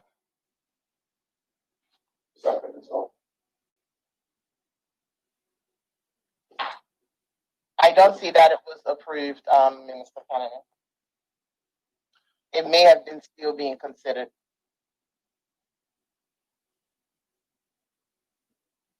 So it wasn't. Okay, are you still seeking the answer, Minister, or? No, well, I'm I'm just waiting for you to acknowledge me to come back. I'm sorry. Can you hear me now? Yes, we can hear you now. Okay, no, it wasn't. No, it wasn't. Okay, Would you like to put a second supplementary now? No, may I have a supplementary on that, Mr. Speaker, please? Yes, Mrs. Leader, if you yield for your member, would like to put up supplementary for your member? Thank you, Mr. Speaker. Honorable member, honorable minister, congratulations. Could you let me know, you were saying that the application was not approved. It was not approved at all? The letter dated June 26th, the application was not approved. Second supplementary, Mr. Speaker? Second supplementary? Yes. Is the minister by saying the letter with the application was not approved, is that saying that the event was held without authorization? No, that's not what I'm saying. Yeah, I just wanted to clarify, please. Yeah, I was specifically asked if it was approved on the June 30th date, and that's the answer I provided was no, it was not. Not on the June 30th date. If I can, for clarification, Mr. Speaker, I think the minister has perhaps misunderstood what the question was from my honorable leader. He didn't ask whether the letter was approved on the 30th of June. It was the request of the 30th of June approved, and if so, when? Point of order, Mr. Speaker. Michael Scott. Sorry to intervene in this, but I understood the opposition leader to ask the minister whether the letter was approved. What was the date of the approval? And he was relating his question to whether the approval was on the 30th of June. That was my understanding. Mr. Speaker, he's completely incorrect. And if you check the Hansard, my question was about the application itself. When was the application received? And then the supplemental, which she said was received on June the 30th. The supplemental question was thereafter. So let's not confuse this here. And so when I asked, when was it received? Then the following was, okay, well, was it approved? When was it approved? Okay. Thanks. Members, I think we're clear. Let the minister handle it, please. Okay. What you asked when you asked me with reference to, if you're asking me the approval date, it was approved by the Minister of National Security on July 2nd, 2020. So then my supplementary would be then. Yes, second supplementary. Was the application made on June 30th the actual application that was approved on July the 3rd? On the approval on July 2nd? July 2nd. Was the actual application made on June 30th the same application that was approved on July the 2nd? Or whatever date you said it was approved? I think she indicated that the request that received on the 30th was approved on the 2nd. That's the understanding I got from the response. Mr. Speaker, if you allow me to help the member, he has a second question that needs answering, and it may help him with the first question.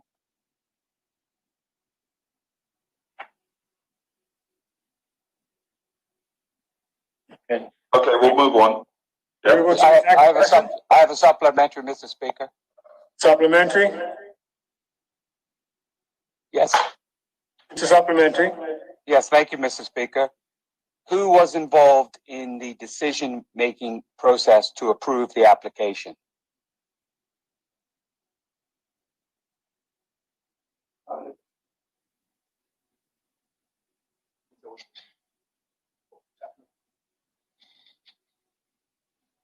Mr. Speaker, So you want, Sorry. I think just for clarification, the question was simply who made the decision? Is that it? It's as simple as it was asked? No, Mr. Speaker. Who was involved in the decision to approve the application? it would have been the technical officers who vet the application and then the Minister for National Security. Thank you. Second supplementary. Continue. To the Honorable Minister, were any other cabinet ministers consulted prior to the approval being given? Minister? It would have the Ministry of Health.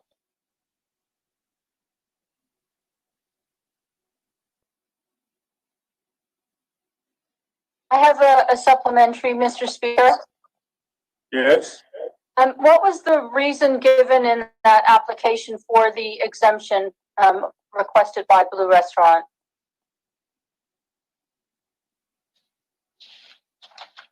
I think that's actually the second question that from the opposition leader. So if you could hold that and let the opposition put his question, then we can get the answer. Sure. Thank you, Mr. Speaker. What was the reason given for requesting a special large group exemption? On July 3rd, I'm sorry, on July 3rd, 2020, a follow-up letter dated July 1st was received via email from MEF Blue stating that the request for exemption was for charitable purposes to raise funds for charity organization Meals on Wheels. Supplementary? Thank you, Minister. Supplementary, Mr. Speaker. Okay. MP Pearman. Okay, MP Pearman, supplementary. Thank you, Mr. Speaker. Minister, welcome on your first day as a new minister in the House. My question for you is, you just stated that there was a follow-up letter received on Wednesday, the 1st of July from MEF stating the reason being charitable purposes. Was the reason stated in that follow-up letter of the 1st of July different from the original reason given in the letter of the 26th of June? Yes. This is my second supplementary. What was the reason given in the letter of the 26th of June?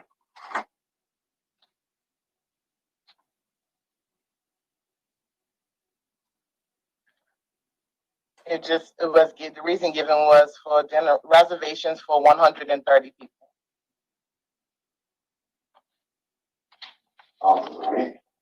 Supplementary, Mr. Speaker, if I may. Yes, supplementary. Yes, the minister has indicated that there was just a general application for just a large gathering made on the 1st of July, received on the 30th of June from a letter of 6/26. Just a general gathering with no specific purpose. Yes. That's the first part of my question, Mr. Speaker. The question itself is, did the ministry then request specifics, or the technical officers request specifics to enable them to evaluate the request, the application? Yes. I have a supplement. Supplementary? I do, thank you. Mr. Simons? It is, yes. Mr. Simons? Did the department make contact with Meals on Wheels to confirm the event? And if they did, do you know whether to date they received any funds? No, no. No what? No, they did not make contact. And do you know if any funds were paid? Is that a second supplementary now, Mr. Simons? Yes, Mr. Speaker. What's your second supplementary? Do you know if any funds were paid and accepted by Meals on Wheels? No, I do not.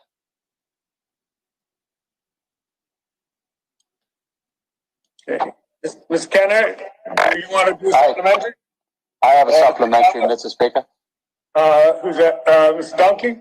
Yes, thank you, Mr. Speaker. Mr. Speaker, to the Honorable Minister, the government committed into holding an inquiry into this matter. Can the Honorable Minister please update on what the status of the government inquiry is?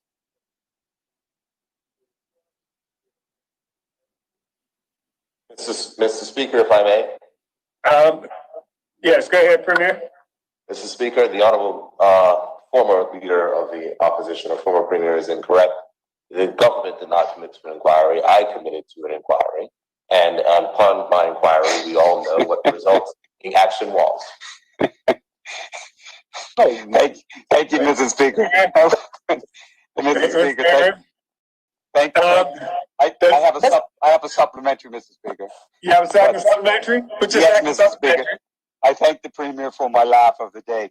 Mr. Speaker, the Honorable Minister stated that the Minister of Health was consulted on this application. Did the Minister of Health or the Ministry of Health support this application? Minister? Mr. Speaker, that would be unknown to me. That would have been a conversation with the previous minister and the Minister of Health. Mr. Speaker, I have a supplementary. Yes, Opposition Whip? Mr. Speaker. Thank you. Minister, I'm just curious whether the technical officers who received the request for the exemption, did they, when they went out, ask or specify that a reason had to be given that was charitable? Did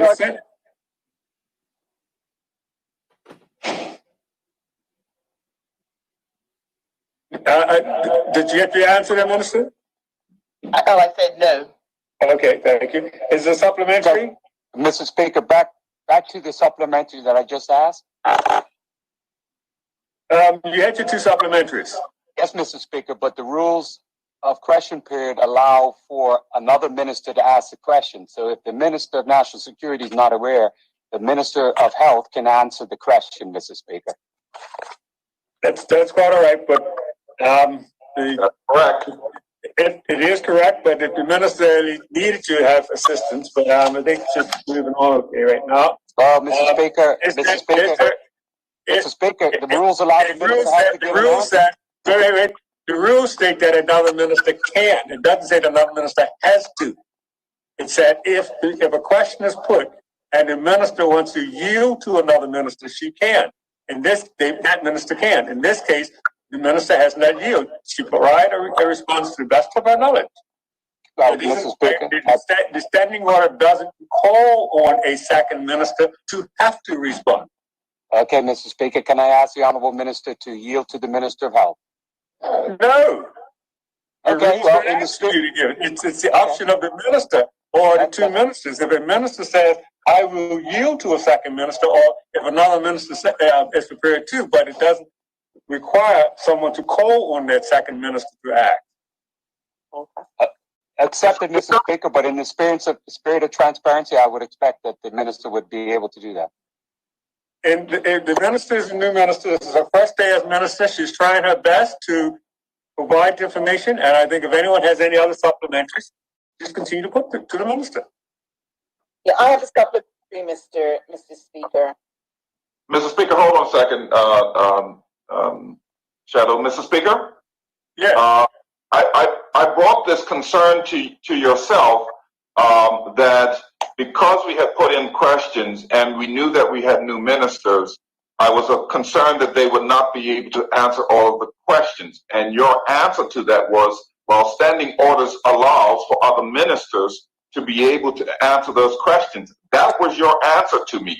And so now that we have a minister who's just been appointed, unable to answer a question, we should be allowed to be able to ask any other minister that is involved to be able to answer a question. That was your ruling to me. I did indicate that in the light of the fact that we had an acting minister at the time that you submitted your question, that if the acting minister felt that they needed to yield or get assistance from any other minister, the standing orders allows for it.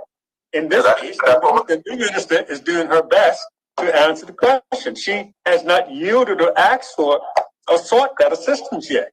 If she seeks that assistance, then it can be done. But she doesn't have to seek the assistance at the request of the persons asking the question. But the rules are there to allow her, if another minister wishes to respond or is asked to respond by the minister, they can do it. If the law is provided, then they wouldn't be able to do it. But it isn't a request to the person asking the question to say, well, I want Minister A to answer because Minister B didn't give the answer that I liked. Mr. Speaker, I raised the concern. I heard your answer very clearly. And what I'm hearing today does not match up to what you are meting out as your judgment on this case here. Not at all. Not even close. Well, it may have been misinterpreted. What I was trying to say to you was purely that the rules allow us for other ministers to answer if the minister had yielded to calling for the other minister to assist. We haven't had that point. We haven't had that. So we'll continue on with the minister providing the answers. Mr. Speaker, am I able to ask the minister if he will yield to the health minister? No. If the minister, it's the minister's call. If the minister says, as she would like to, then she can. Mr. Speaker, I have a supplement. Yes, put your supplementary, please, Officer Schmidt. Yes, well, was the Ministry of Health in agreement with this application for exemption? Minister? Mr. Speaker, my response would actually be the same. I would not know that because it would have been a conversation with the previous minister and the minister of health. Supplementary then, will the Minister of National Security then allow the Ministry of Health to answer the question whether they were in agreement with the exemption? I think you're taking this back to a series of comments that have started this conversation. Because it makes sense. It's not a request, it's if the minister's prepared to yield. I have a supplementary question, Mr. Speaker, which might help to put us back on track. The Honorable Minister just indicated that this was a conversation between two ministers, between the Minister of National Security and the Minister of Health. Is the minister suggesting that substantive decisions not reduced to writing so that she does not have the capacity to go back and look at the written content of the exchange of requests and responses? Minister? Mr. Speaker, just looking through what I have here, the act actually only requires the Minister of National Security to consult with the Minister of Health.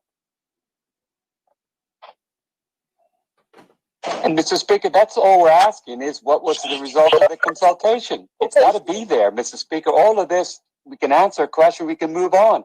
If the question is not answered, it seems like there's something that's underneath the surface, and we'll continue to ask questions. Can I ask a supplementary then?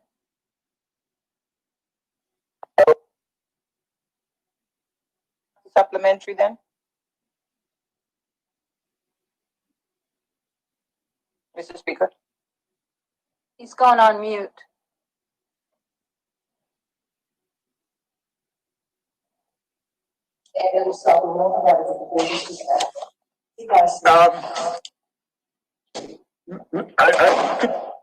Just restate that, please. This is MP Atherton. Can I ask a supplementary? Yes, you can ask a supplementary. Okay. Is the minister, the now Minister of National Security, able to ask whether the former acting Minister of National Security, who would have been the person that was there while it happened, would he be prepared to answer the question? Well, Well, then you go even further against the orders of the standing orders. Questions asked to one minister may be answered by another minister or a junior minister. The former minister is no longer either a minister or a junior minister. So a former minister, if the former minister was a minister in another capacity, they could respond. But they're no longer a minister or a junior minister in any capacity. Mr. Speaker, they are in the sense that the question was put to Minister. No. They are no longer a minister. Clear, end of the day. No longer a minister. Let's move on. We have a third question.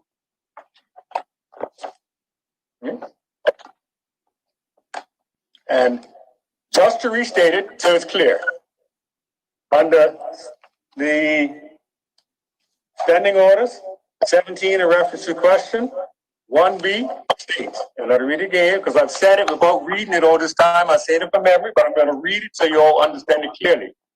Questions asked to one minister may be answered by another minister or a junior minister. And the key word is may.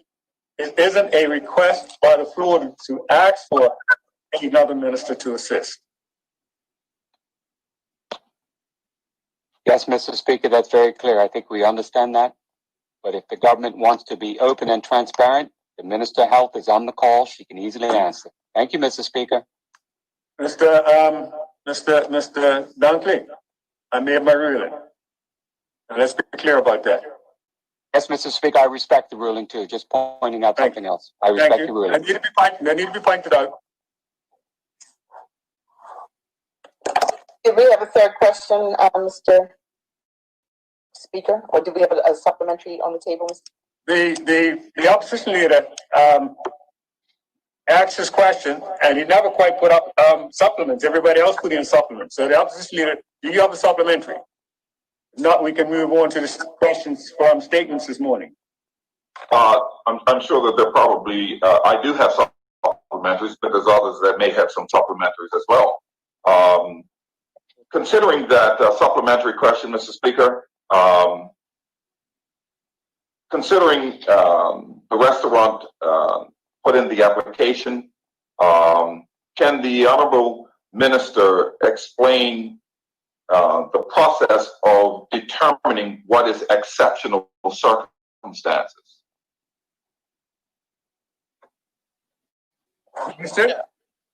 Yep, I'm here, Mr. Speaker. Just looking through my paperwork. Hold on 1 second.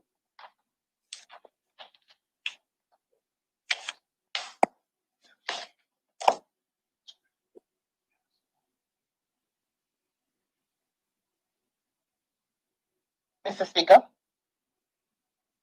Yes, Minister? Okay. The exceptional circumstances are actually at the minister's discretion. Can be approved at the minister's discretion. Thank you. Do you have another supplementary? Second supplementary? Yes. Yes. Minister, consider it unusual for the restaurant to be applying for an exceptional circumstance when they were not the ones hosting this dinner. Minister? I'm sorry, what was the question in that? Could you restate your question, Opposition Leader? Yes. Would the minister consider it unusual that the restaurant that is basically serving dinner and drinks, would the Honorable Minister consider it unusual that they applied for this exceptional circumstance license as opposed to the host of the dinner? Minister? I'll answer this one, Mr. Cannoneer, to best of my ability, but no, because they would have needed to ensure that the health precautions were followed on behalf of the restaurant. Thank you. I have a supplementary. Supplementary? Yes, Madam Minister, could you indicate to me, based on what you said in terms of how the application came in, is it unusual when the application is actually gazetted for the charity to be actually listed if it wasn't in the application, the original application from MEF? Thank you. You understand?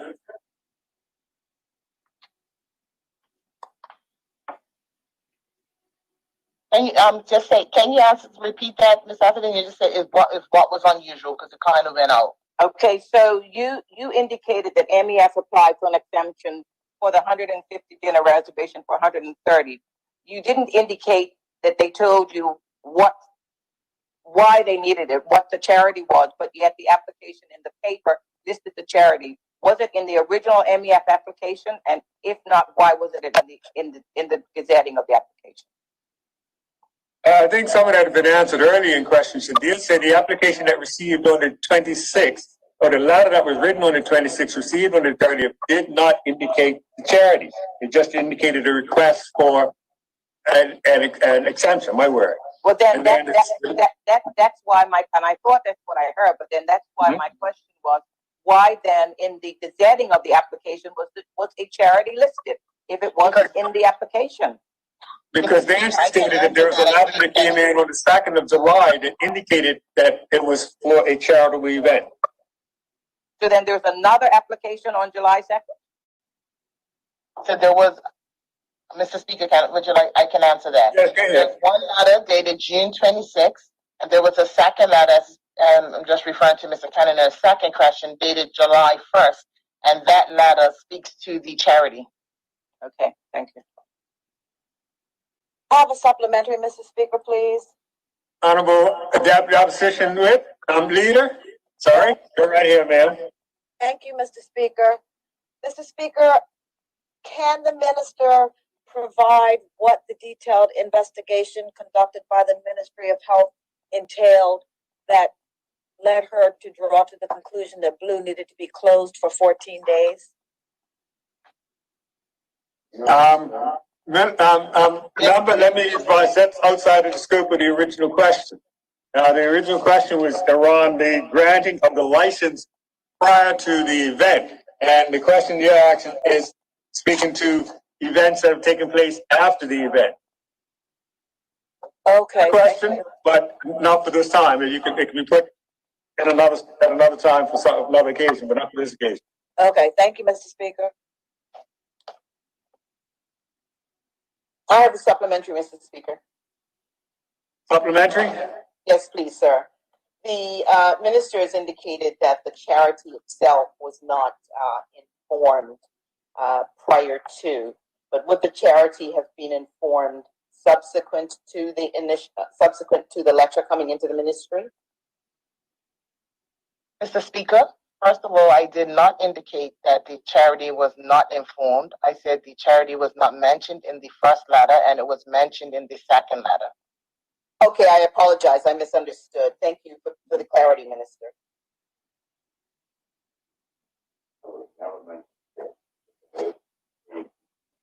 Any further supplementaries?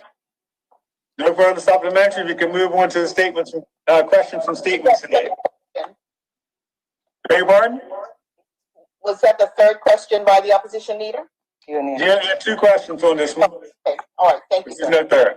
Okay, we'll move on to statements from the questions for statements. The first statement this morning was by the Premier in reference to the updating on gaming.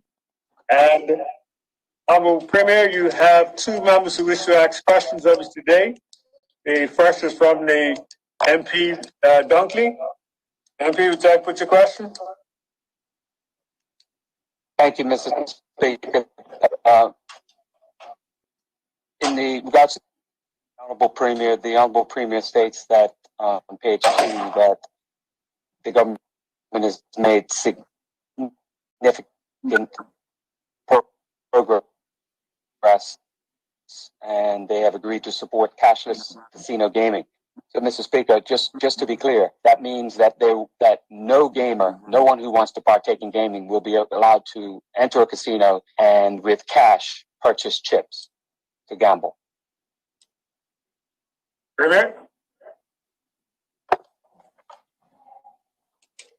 Mr. Speaker, I thank the honorable member for his question. I'm happy to try to get back with the exact specifics on the outlines of what cashless gaming would look like, but I would assume that there will be no cash at some portion throughout. That would be my assumption, as is the nature of cashless gaming. I'm sure at some point in time there needs to be money exchange, but we know that we have I would say very stringent anti-money laundering regulations. I know that the Casino Gaming Commission has recently refilled the position of the anti-money laundering advisor, so they can continue to give advice to the commission and also advice to prospective operators. So I would say that at some point in time, clearly money must enter, but it is a cashless gaming operation. So I would say that you have one place to put cash in, so we know where the cash is, and one place to take cash out, so that there isn't exchange of cash that can happen, and which could give rise to anti-money laundering risks. But in regards to the specific question of which he's asking, I can try to undertake the specific details. Supplementary, Mr. Speaker? Supplementary, yes. Yeah, in casino operations, and I'm no gaming expert, but I have been into a few casinos. If you're using cash, you go in, you buy chips. No more cash is used until you leave, and hopefully can cash out and get, with the chips you have left, get your cash back. So where else would the Honorable Premier think that cash would be used in a gaming system? Well, he's clearly no gaming expert, Mr. Speaker, and I can tell you that if you go to any casino, you can throw your cash to the table, the craps table, at the roulette table, you put your cash machine at the slot machine, etc. So when there are casinos that have a lot of cash, there's different places where cash can be exchanged. An individual can throw $1,000 on a table, get $1,000 in chips, bet $10, and then go to another place, give it to someone else. They can take all the rest. Casinos in that area where there is a significant amount of cash give rise to anti-money laundering risk. If you have a completely cashless system, that means that persons cannot go back in their pocket and pull out cash as they do in other places, get chips directly at the table. That is the overall view of cashless gaming, and that reduces the money laundering risk where there are multiple places where cash can be exchanged. So my assumption is clearly at some point in time, money has to come from either an account and or cash to be exchanged into the cashless gaming chips, as they would say, and then only be able to be done out. And in that case, the transactions can be fully recorded and can be fully audited to minimize any any money laundering risk, which is very high when you have so much volume of cash inside of those systems. Supplementary. I have a further question on that, Mr. Speaker. Okay, what's your question? Yeah, Supplementary, Michael, another question. no, supplementary on that. Okay. Pat. I appreciate the response from the Honorable Premier, and I'm sure we all agree on the need to limit cash within the operation. So if the Premier can get back to me on if cash will still be able to exchange to purchase chips when you go into the system to game, and if that is not the case, will there be a fee once you charge it on whatever card that you have to charge it on? I can undertake to get the honorable member a response. What I would say is to look at it from this place. The place where there is the money laundering risk is where there is cash inside. If an individual who is getting cash, or I would say is getting chips, electronic gaming chips, gets those chips in cash, credit card, bank transfer, etc., it is understood where that individual is, where that money is coming from. That information is then part of any system which can balance any money laundering controls that will exist. I can get the specifics in regards to charges which may or may not be applied, but I think that that would be at the level of the operators and things that will be going forward, and I think that might be a little bit too far into the future as where we are. But in an overall system, it is a cashless gaming thing to minimize money laundering risk.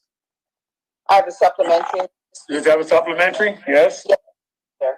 Mr. Speaker, the Premier's response was effectively predicated upon supposition. He said at the outset that he doesn't know much about it. Does the Premier not believe that it would have been more prudent to determine what the construct of the cashless gaming system was in delivering his ministerial statement so that we could be better informed as opposed to trying to pull information out of him like pulling hen's teeth. Mr. Speaker, I will say this. There are people who have expertise in gaming, and there are people who do not have expertise in gaming. If anyone wants to go online and Google cashless gaming, they can. I did not in any way, shape, or form think that I would have to explain cashless gaming to honorable members. So allow me to say this. The specific question of which was asked, I have answered to the best of my ability. What I will say is on a broad level and scale, when it comes to cashless gaming, you do not have cash inside of a casino to minimize the money laundering risk that may arise. Thank you. Supplementary, Mr. Speaker. Who's that? MP Pearman? Pearman? MP Yes. Pearman? Yes. Yes. Thank you, Mr. Speaker. Honorable Premier, it wasn't clear from your answer. Are you suggesting that you have expertise in gaming? I can tell you that I have gamed from time to time. So absolutely, I can tell you about a craps table and a blackjack table. Absolutely, I can, Mr. Pearman. And maybe one day when there's casinos open, we might be able to play poker as well. Question, This Mr. is Speaker. quiet during these series of exchange because I am not an expert at all. Never been one. Mr. Who also Speaker. like to answer supplementary? I have a have question, Mr. Speaker. Go ahead.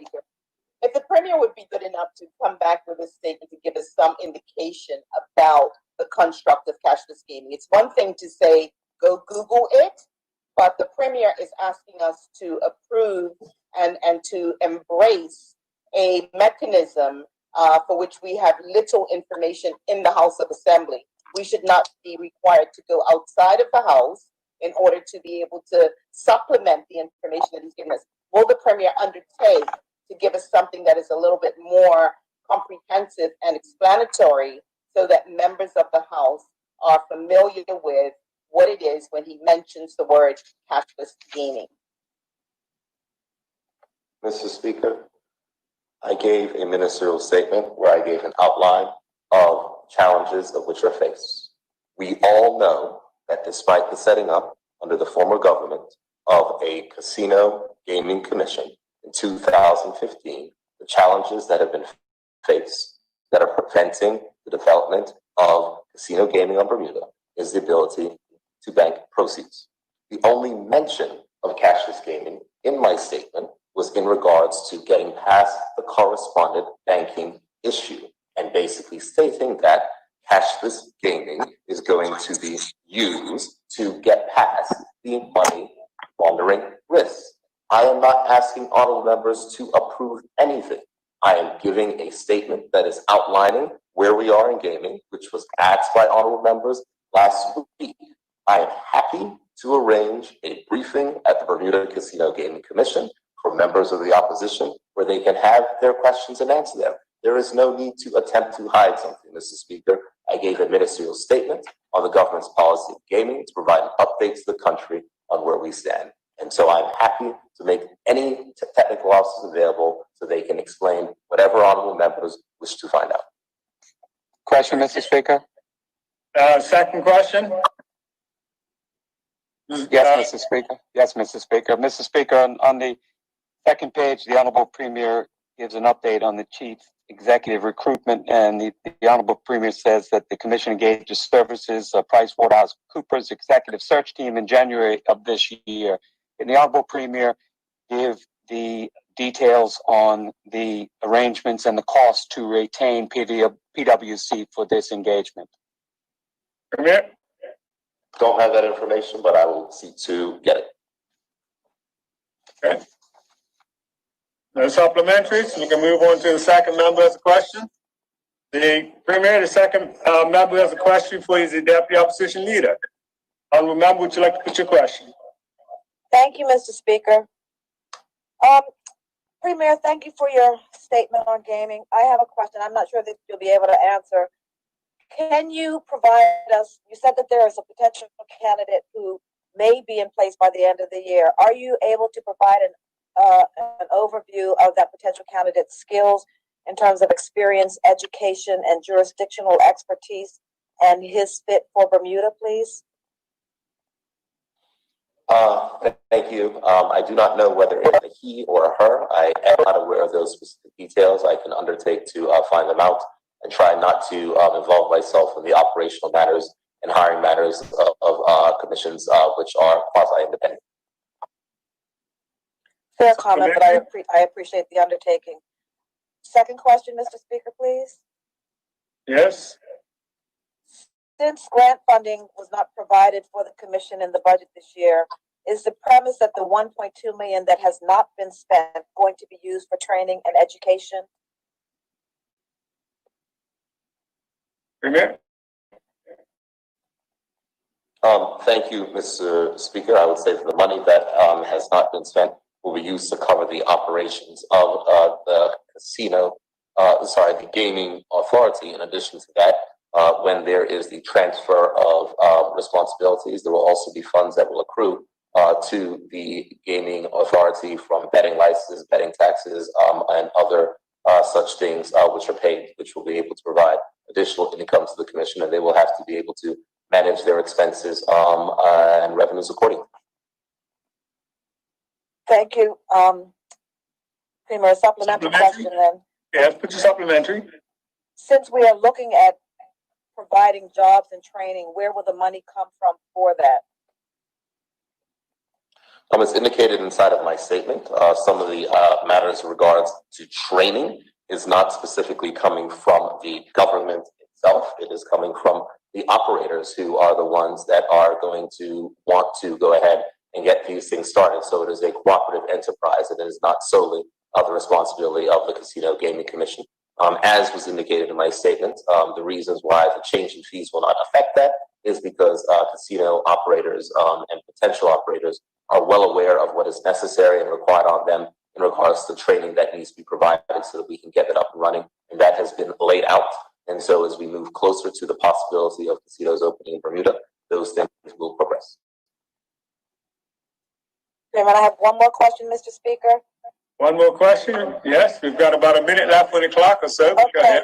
The name is being changed to the Bermuda Gaming Commission to cover a broad remit. I believe that's what the Premier stated.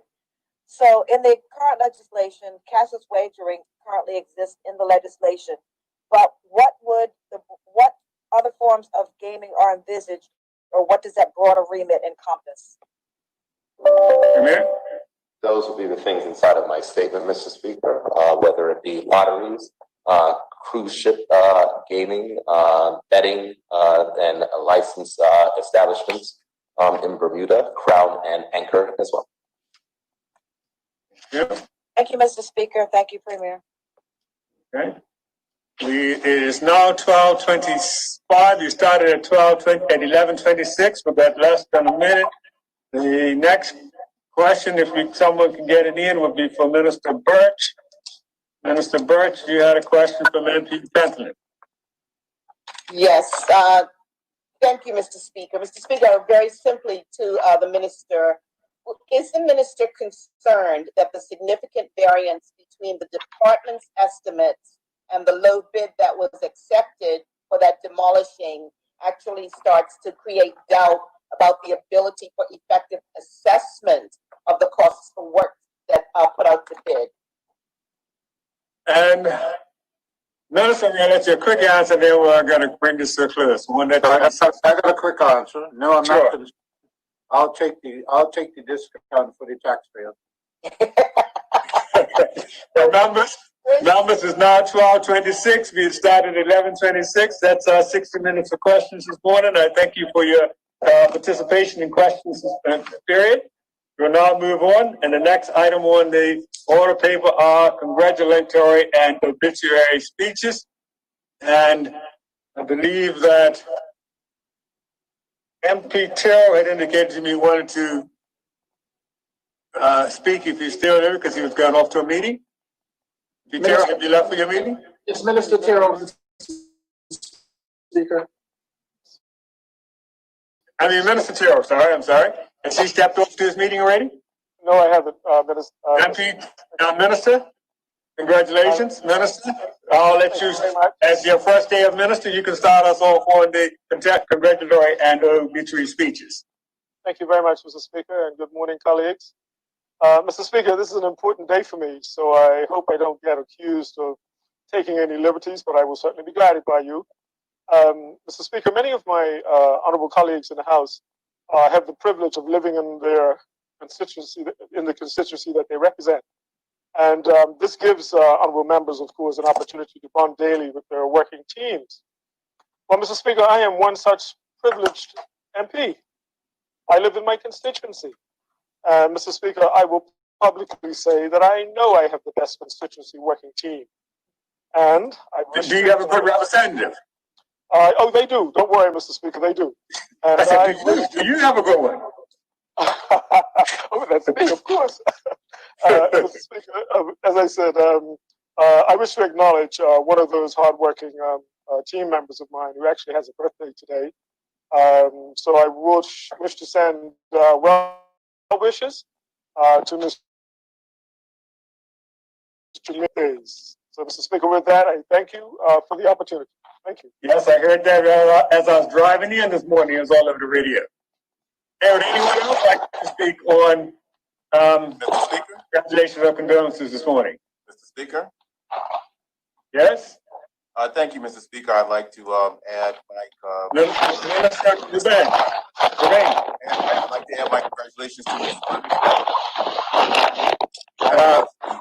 Minister Terry, your mic may still be on. He's muted. He's muted. Yeah. Okay. No, he's unmuted. But anyway, Mr. Speaker, I'd also like to offer congratulations to BCB, Bermuda Cricket Board, for the successful implementation of cricket this past weekend as we come out of our COVID-19 restrictions. I happened to attend the match at St. George's, and I want to say, for the most part, people were well behaved, wearing their masks, sitting in their groups as specified.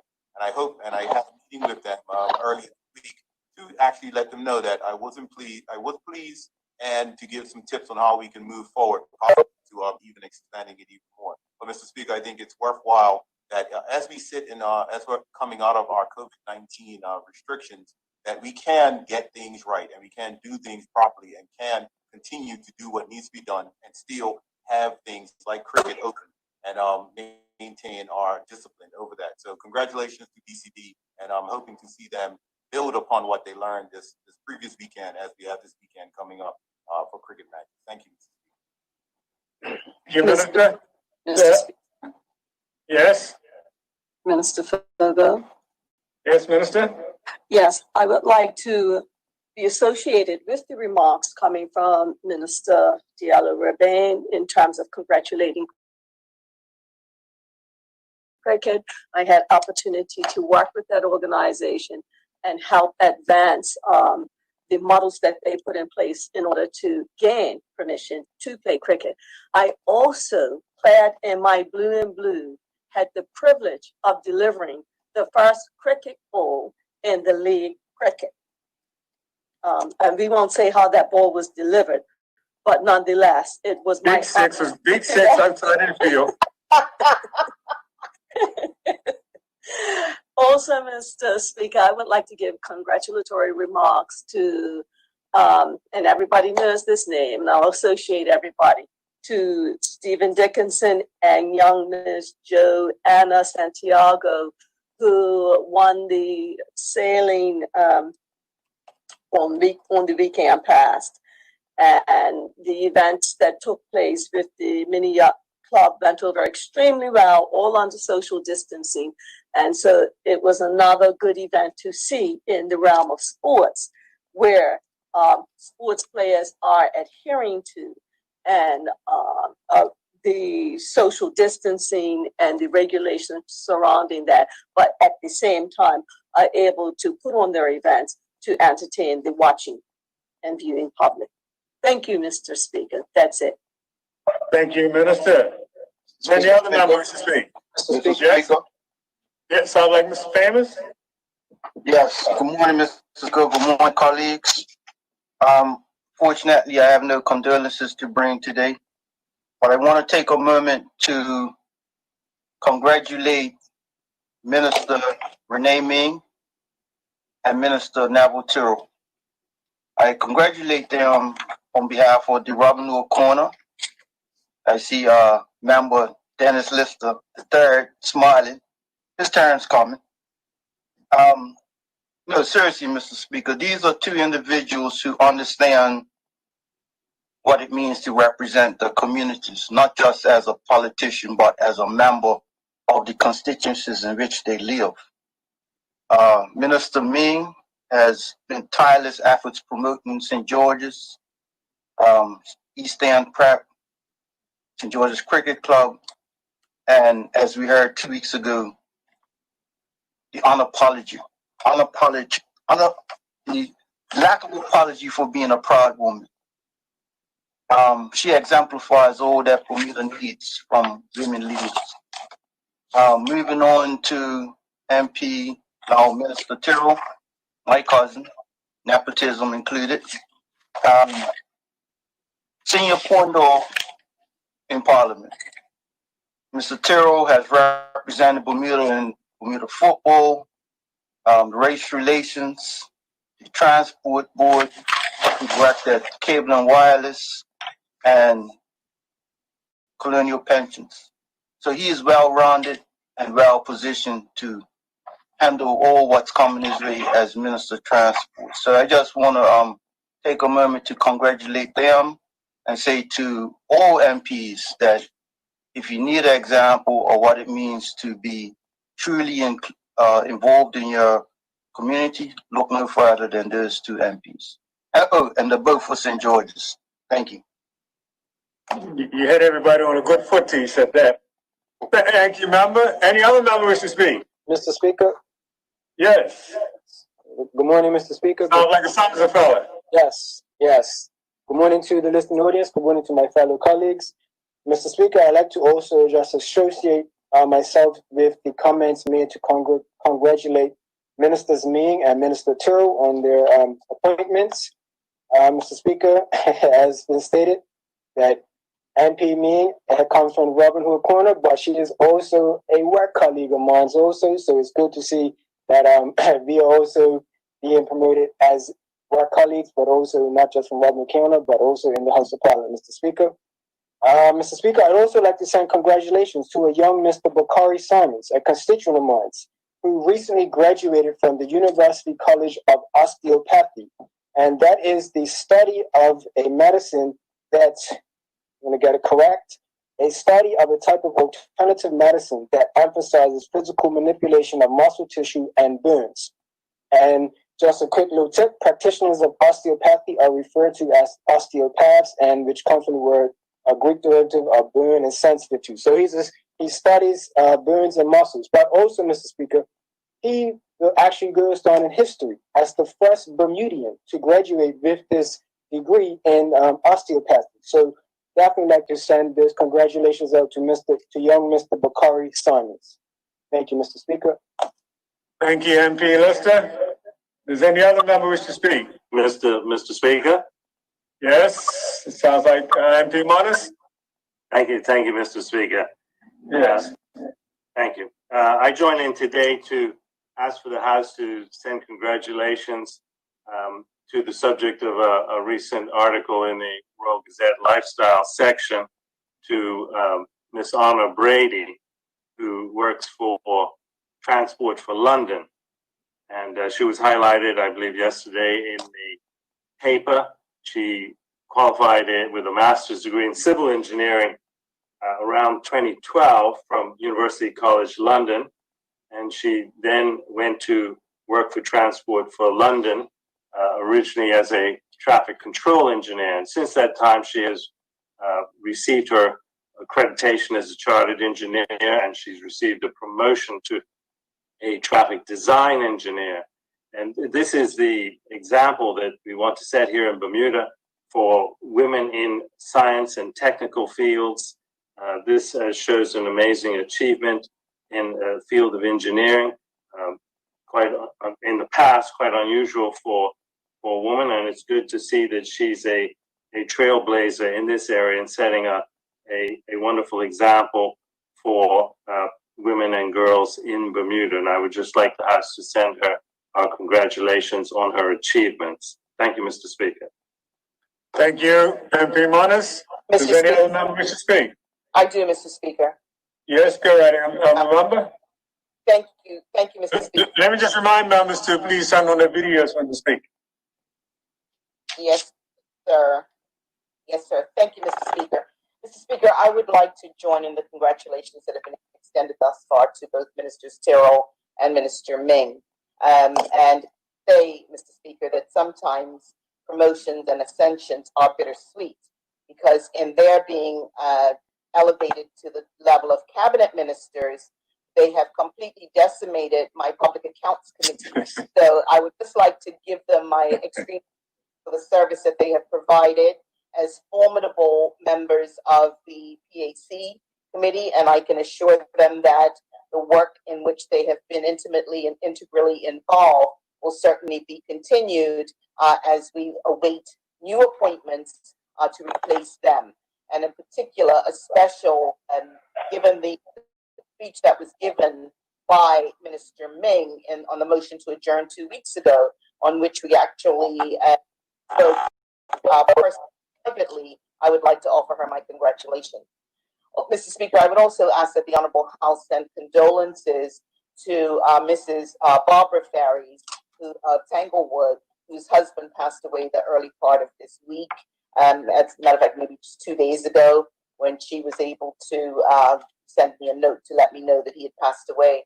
If ever there was a time, Mr. Speaker, that you go into a home and you know that you were kind of the favorite person of the home owners, that would have been one occasion. So Mr. Ferries had been struggling with ill health for probably 2 years, but during that period of time, he never lost his spirit. So it was, it was always a pleasure to go by and visit with him. So as his wife, his beloved bride, Barbara, struggles with her loss of her husband, Mr. Ferries, who was in his he was 94 years old. He was in his 95th year. So he had a relatively good innings, but that does not diminish the degree of respect and that his widow will feel. And I would certainly ask that this House join me in sending condolences to that family of John Ferries on death, and his Barbara Ferries, his succeeding widow, his widow. Thank you, Mr. Speaker. Thank you, honorable member. Does any other honorable wish to speak? Mr. Speaker? Sounds like Minister Birch. Yes, it is. Go right ahead, Minister. Thank you. I'd be associated with the congratulations to the two new ministers.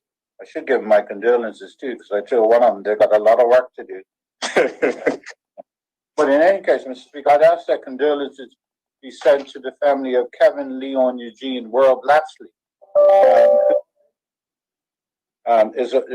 He worked at Marsh Folly, collecting waste for 11 years for the ministry. And was a fixture there long before he came to the ministry. He worked at Gosling's some years ago, and he would turn up at Marsh Folly every day, literally every day, asking if there was any work there. Eventually, in 2009, he was able to secure employment there, and really was a fixture. And every member of the team there was shaken by his sudden passing. So much. We have a tradition now in the ministry, Mr. Speaker, where we actually go to wherever one of our workers work and have a session with the team. And every member of the team at Marsh Folly had some personal experience to relay about him. And so they devised a plan to pay tribute to him by offering to the family to escort the hearse to the graveyard. I mean, and so in that, Mr. Speaker, it was quite amazing. The PS and I attended at Marsh Folly because the family agreed to drive from Somerset with the hearse and family and be escorted back to Somerset by his colleagues.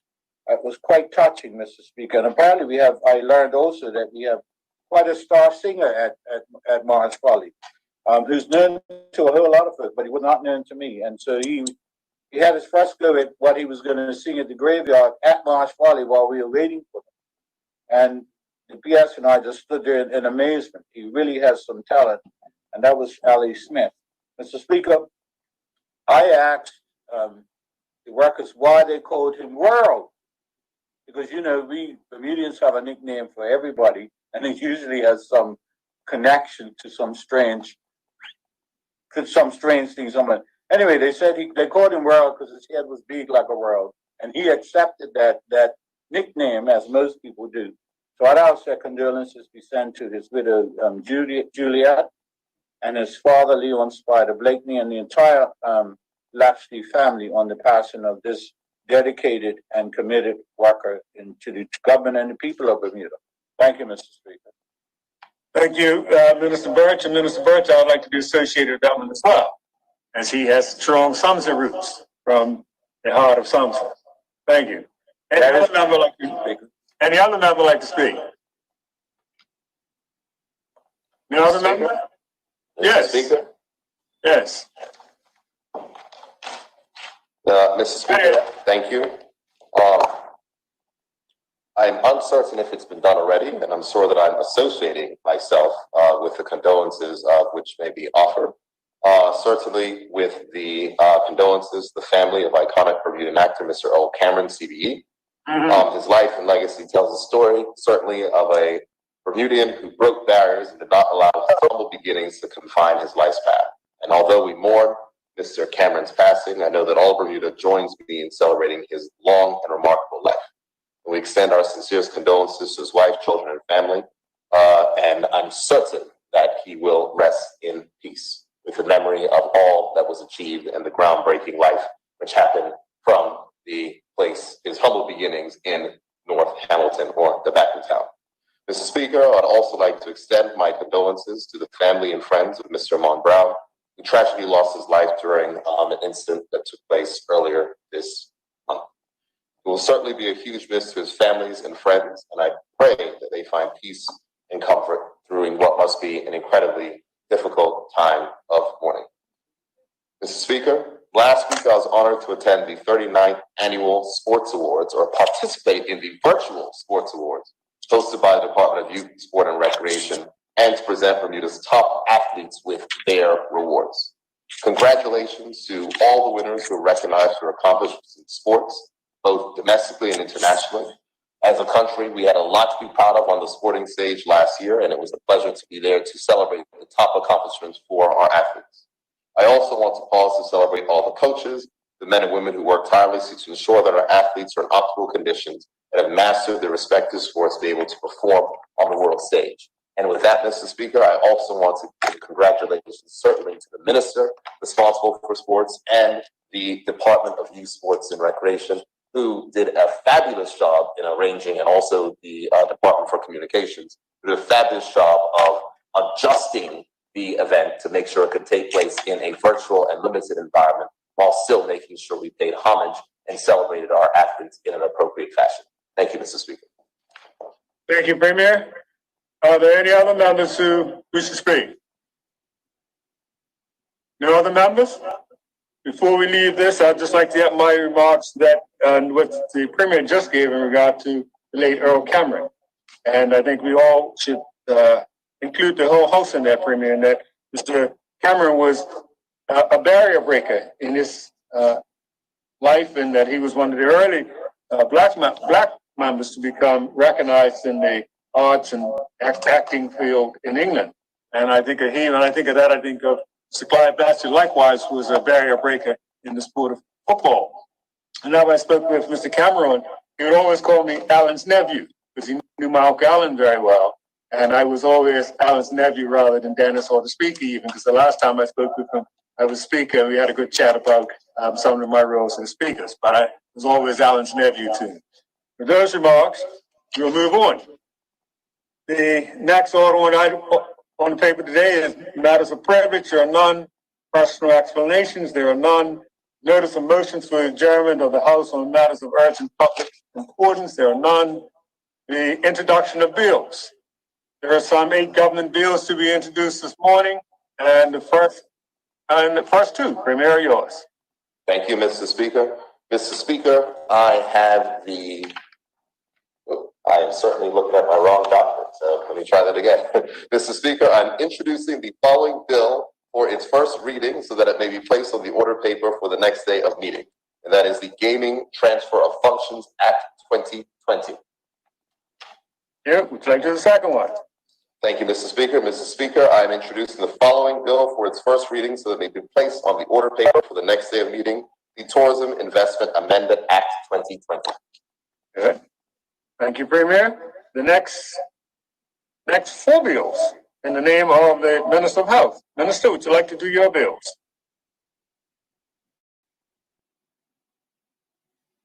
Minister?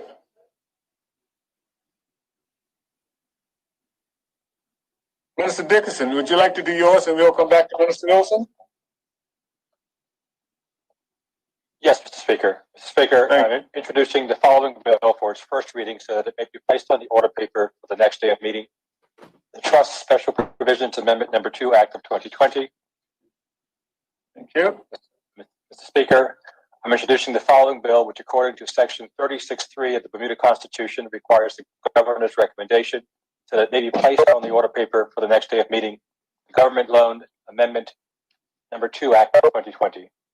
Thank you, Minister. Is Minister Wilson? Mr. Wilson?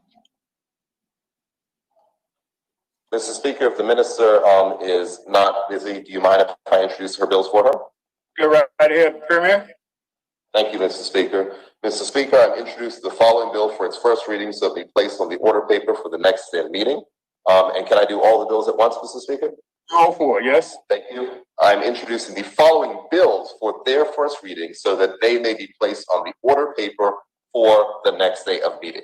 That will be the Criminal Code Amendment Act 2020, the Criminal Code Amendment Number 2 Act 2020, Expungement of Convictions Act 2020, and Health Professionals Miscellaneous Amendments Act 2020. Thank you, Ministers and Premier. There are no opposition bills, no private members' bills, no notice of motions. That now brings us to the orders of the day. And the first order of the day would be the consideration of the Public Health COVID-19 Emergency Extension Order.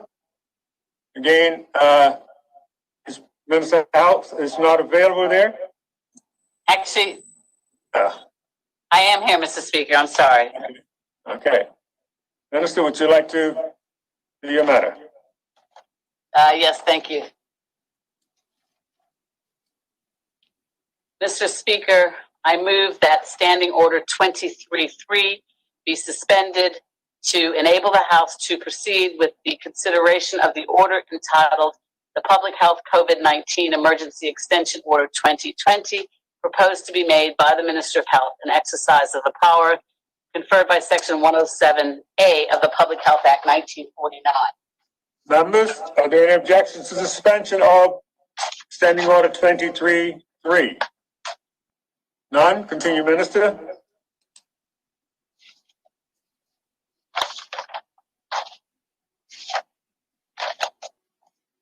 Mr. Speaker, just before I proceed, I have a document that I need to refer to, but I think it's going to turn off my video. My video, my camera. But is that okay when I get to that? Well, we'll let you proceed and then you can switch back. Thank you. Thank you. Mr. Speaker, I am pleased to invite this honorable House to consider the order entitled Public Health COVID-19 Emergency Extension Order 2020. Mr. Speaker, as the Minister of Health, I have consulted the Chief Medical Officer and determined that a communicable disease of the first or second category, namely COVID-19, continues to pose a severe threat to public health in Bermuda. This order will extend the Public Health COVID-19 Emergency Order 2020, made under the Public Health Act 1949, to permit the Governor to continue the Public Health COVID-19 Emergency Powers Regulations 2020, which impose extraordinary measures necessary in the interest of public health, prevent, control, and suppress COVID-19. Mr. Speaker, honorable members will be aware that the Public Health COVID-19 Emergency Order 2020 was made under the negative resolution procedure effective 30th of June 2020 for 30 days expiring on 29th of June 2020. However, the COVID-19 pandemic continues to rage on globally, and a public health emergency continues to exist in our shores. Mr. Speaker, I would like to take this opportunity to remind the public of their civic responsibility to take steps to protect themselves, their loved ones, and their neighbors. We live on a very small island, and the potential spread of COVID-19 can reach medically vulnerable members of our community very quickly. One way to slow the spread of this virus is wearing a mask to cover your nose and mouth, as well as physical distancing. The more space between you and others, the harder it is for the virus to spread. Other important tips for members of the public include frequent washing of your hands with soap and water for at least 20 seconds. When soap and water is unavailable, the use of alcohol-based hand sanitizer. Avoid touching your eyes, nose, or mouth with unwashed hands. Practice good respiratory etiquette, including covering your coughs and sneezes. Avoid close contact with people who are sick. And of course, if you are sick, Mr. Speaker, you should stay home. And obviously, all this information can be located on the government website. Mr. Speaker, sometimes I have to admit I feel like a broken record, always repeating myself. However, in circumstances such as the seriousness of this pandemic, repetition is necessary. The importance of quarantine cannot be overemphasized, Mr. Speaker. We know that COVID-19 is caused by a virus that is spread quickly throughout the world, and COVID-19 spreads easily between people who are in close contact or through coughs and sneezes. And most people that are infected will suffer mild flu-like symptoms, but some become seriously ill and even die. There is no effective treatment or vaccine for COVID-19, so other ways of slowing or controlling its spread are needed. And one of such ways has been announced by the World Health Organization with respect to controlling the disease is quarantine. And this means separating healthy people from other healthy people in case they have the virus or could spread it. Mr. Speaker, it's important to note also that the practice of quarantine is particularly of importance when you are a returning traveler to the country of Bermuda, coming from a place that has rapid COVID-19 spread. Strong evidence has found that quarantine to be very important in reducing the number of people infected and the number of deaths. And this turns me to the importance of following, Mr. Speaker, public health directions and the legal requirements, such as the requirement to quarantine. Mr. Speaker, I would like to take this opportunity to remind members of the public that Section 12.1 of the Quarantine COVID-19 No. 3 order provides, in summary, that any traveler that arrives in Bermuda must take a COVID-19 test upon arrival at the airport and shall, which is obligatory, Mr. Speaker, place himself in quarantine at the house or accommodation until such time as he shall receive the results. And Mr. Speaker, the penalties with respect to a breach of that provision are outlined in the Quarantine Act 2017, which provides a penalty of a fine in the sum of $25,000 and or 6 months on summary conviction.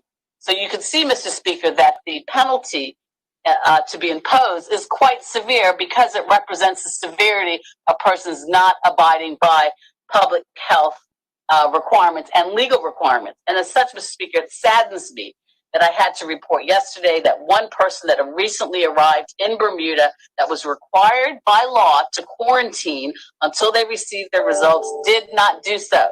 And the results came back positive. So as a result, my team spent most of yesterday, day and night, doing case management, trying to contact trace all those persons that they were in that individual I'm speaking about was in touch with when they arrived to island, did not wait until the time of their quarantine was expired, and went straight to work.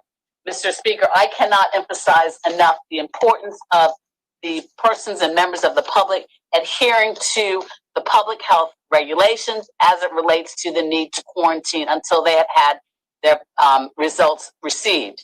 This is very serious, Mr. Speaker, and I think all of us should join together in trying to encourage and impress upon members of the public the importance of adhering to the public health guidelines and the legislation. Therefore, Mr. Speaker, thank you. And then in accordance with Section 107A3 of the Public Health Act 1949, I bring this extension order to this Honorable House to prolong the state of public health emergency for a further 90 days ending on the 27th of September 2020. Thank you, Mr. Speaker. Thank you, Minister. Does any other member wish to speak? Yes, thank you, Mr. Speaker. It's MP Gordon Pamplin. Yes, MP, you have the floor. Thank you, Mr. Speaker. Mr. Speaker, the minister indicated in her opening remarks that she's beginning to sound like a broken record. And I also echo those sentiments that I also start to question whether the replay that's going on in my head, whether it has been vocalized before or whether it's just been dancing around in my brain. Because I believe that the seriousness and the threat under which our country has found itself through COVID-19 cannot be mentioned enough. People cannot be made aware enough how serious this particular virus is and how it is impacting us as a people. I just wanted to make a correction. The minister indicated when she spoke, and I believe it was just either a typo on her brief or just a misstatement, that the initial order was put in place on the 30th of June and for 30 days, and then she said it expires on the 29th of June. It actually expires on the 29th of July of 2020, and what this order is now doing is to seek to extend this order for another 60 days until the 27th of September. Mr. Speaker, we have seen the impact of COVID and what it is doing, in fact, in the United States, and how it seems to be a second wave that is rearing its head. I believe that as a people, we have made tremendous sacrifices to ensure that we have not been so negatively impacted as to be in an unmanageable position. So as a result of the efforts and the sacrifices that we've made as a people, we've managed to keep this thing under control to the extent that we have not been, we haven't had the deaths. We just haven't had the trajectory that might otherwise have been done had we not taken the steps that we had taken. So it's very important. Mr. Speaker, I too was tremendously concerned and disappointed when the minister reported in her press conference yesterday about the returning traveler who had decided that he was not going to adhere to the rules and regulations that surround the necessity to quarantine and to behave responsibly in circumstances so that we can continue to manage effectively the impact of COVID. What also, though, Mr. Speaker, bothered me even more than the traveler from yesterday is the impact that could have been had as a result of the party that we saw going viral. People being able to use common sense, people being able to realize that their actions could negatively impact others, whether wittingly or unwittingly. We all are aware that there are some COVID, there are some people who may be carriers, who may have COVID, but who may not be symptomatic. There are asymptomatic people. And under those circumstances, Mr. Speaker, I cannot imagine anything that is more irresponsible, especially coming from senior members of our government who found themselves in a situation of flouting the rules and regulations that were in effect. As the minister has just highlighted, the stringent not rules and regulations, but the fines that can be meted out under those circumstances for travelers coming and refusing to quarantine. Mr. Speaker, one has to question the extent to which that particular instance and the things that had actually gone viral on television, to what extent are those people who are responsible going to be fined? To what extent are there going to be charges brought against those people? Because the one thing we do not want to do, Mr. Speaker, is to perpetuate the idea and the thought of two Bermudas, that certain people can get away with certain things and others are being, the heavy hand of the law comes down upon them.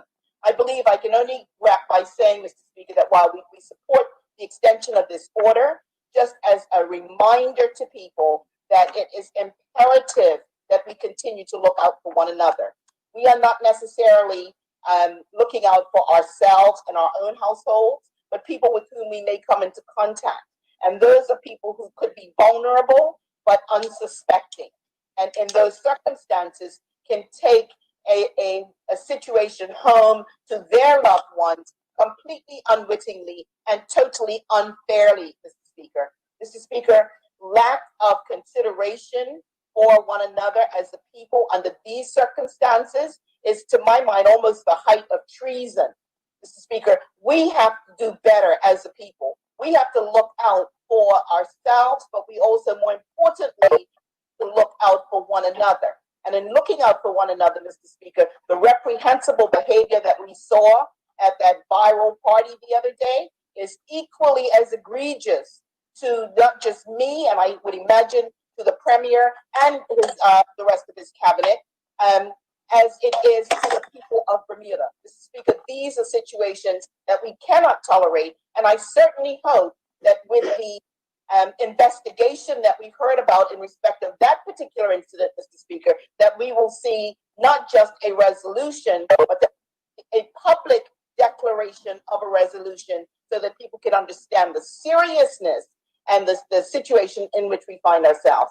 Mr. Speaker, with those few comments, I would like to say that we do agree with the suspension of the order until the 27th of September, notwithstanding that we have those people who might consider that because we fared so well, we aren't as badly off as we might otherwise have been. But by the same token, it shows that the management that we have had of this situation has stood us in good stead. And because we've managed it well, we need not to rest on our laurels, but rather to keep our guard up and to ensure that we continue with the necessary protections that we need to do in order to keep ourselves as a people safe. Thank you, Mr. Speaker. Thank you, member. Does any other member wish to speak? And I'm asking only because it has passed 1. We were going to go to lunch at 1, but if no other members going to speak, we could close this up and then go to lunch. But if other members want to speak, we'll have lunch and then come back. No other members? Minister, would you like to just close us up? Thank you, Mr. Speaker, and I thank the honorable member for her contribution. And I'd like to reiterate the final comments of the honorable member that we cannot, as a country, because we have fared so well heretofore, rest on our laurels and put our guard down. This pandemic is here to stay for quite some time.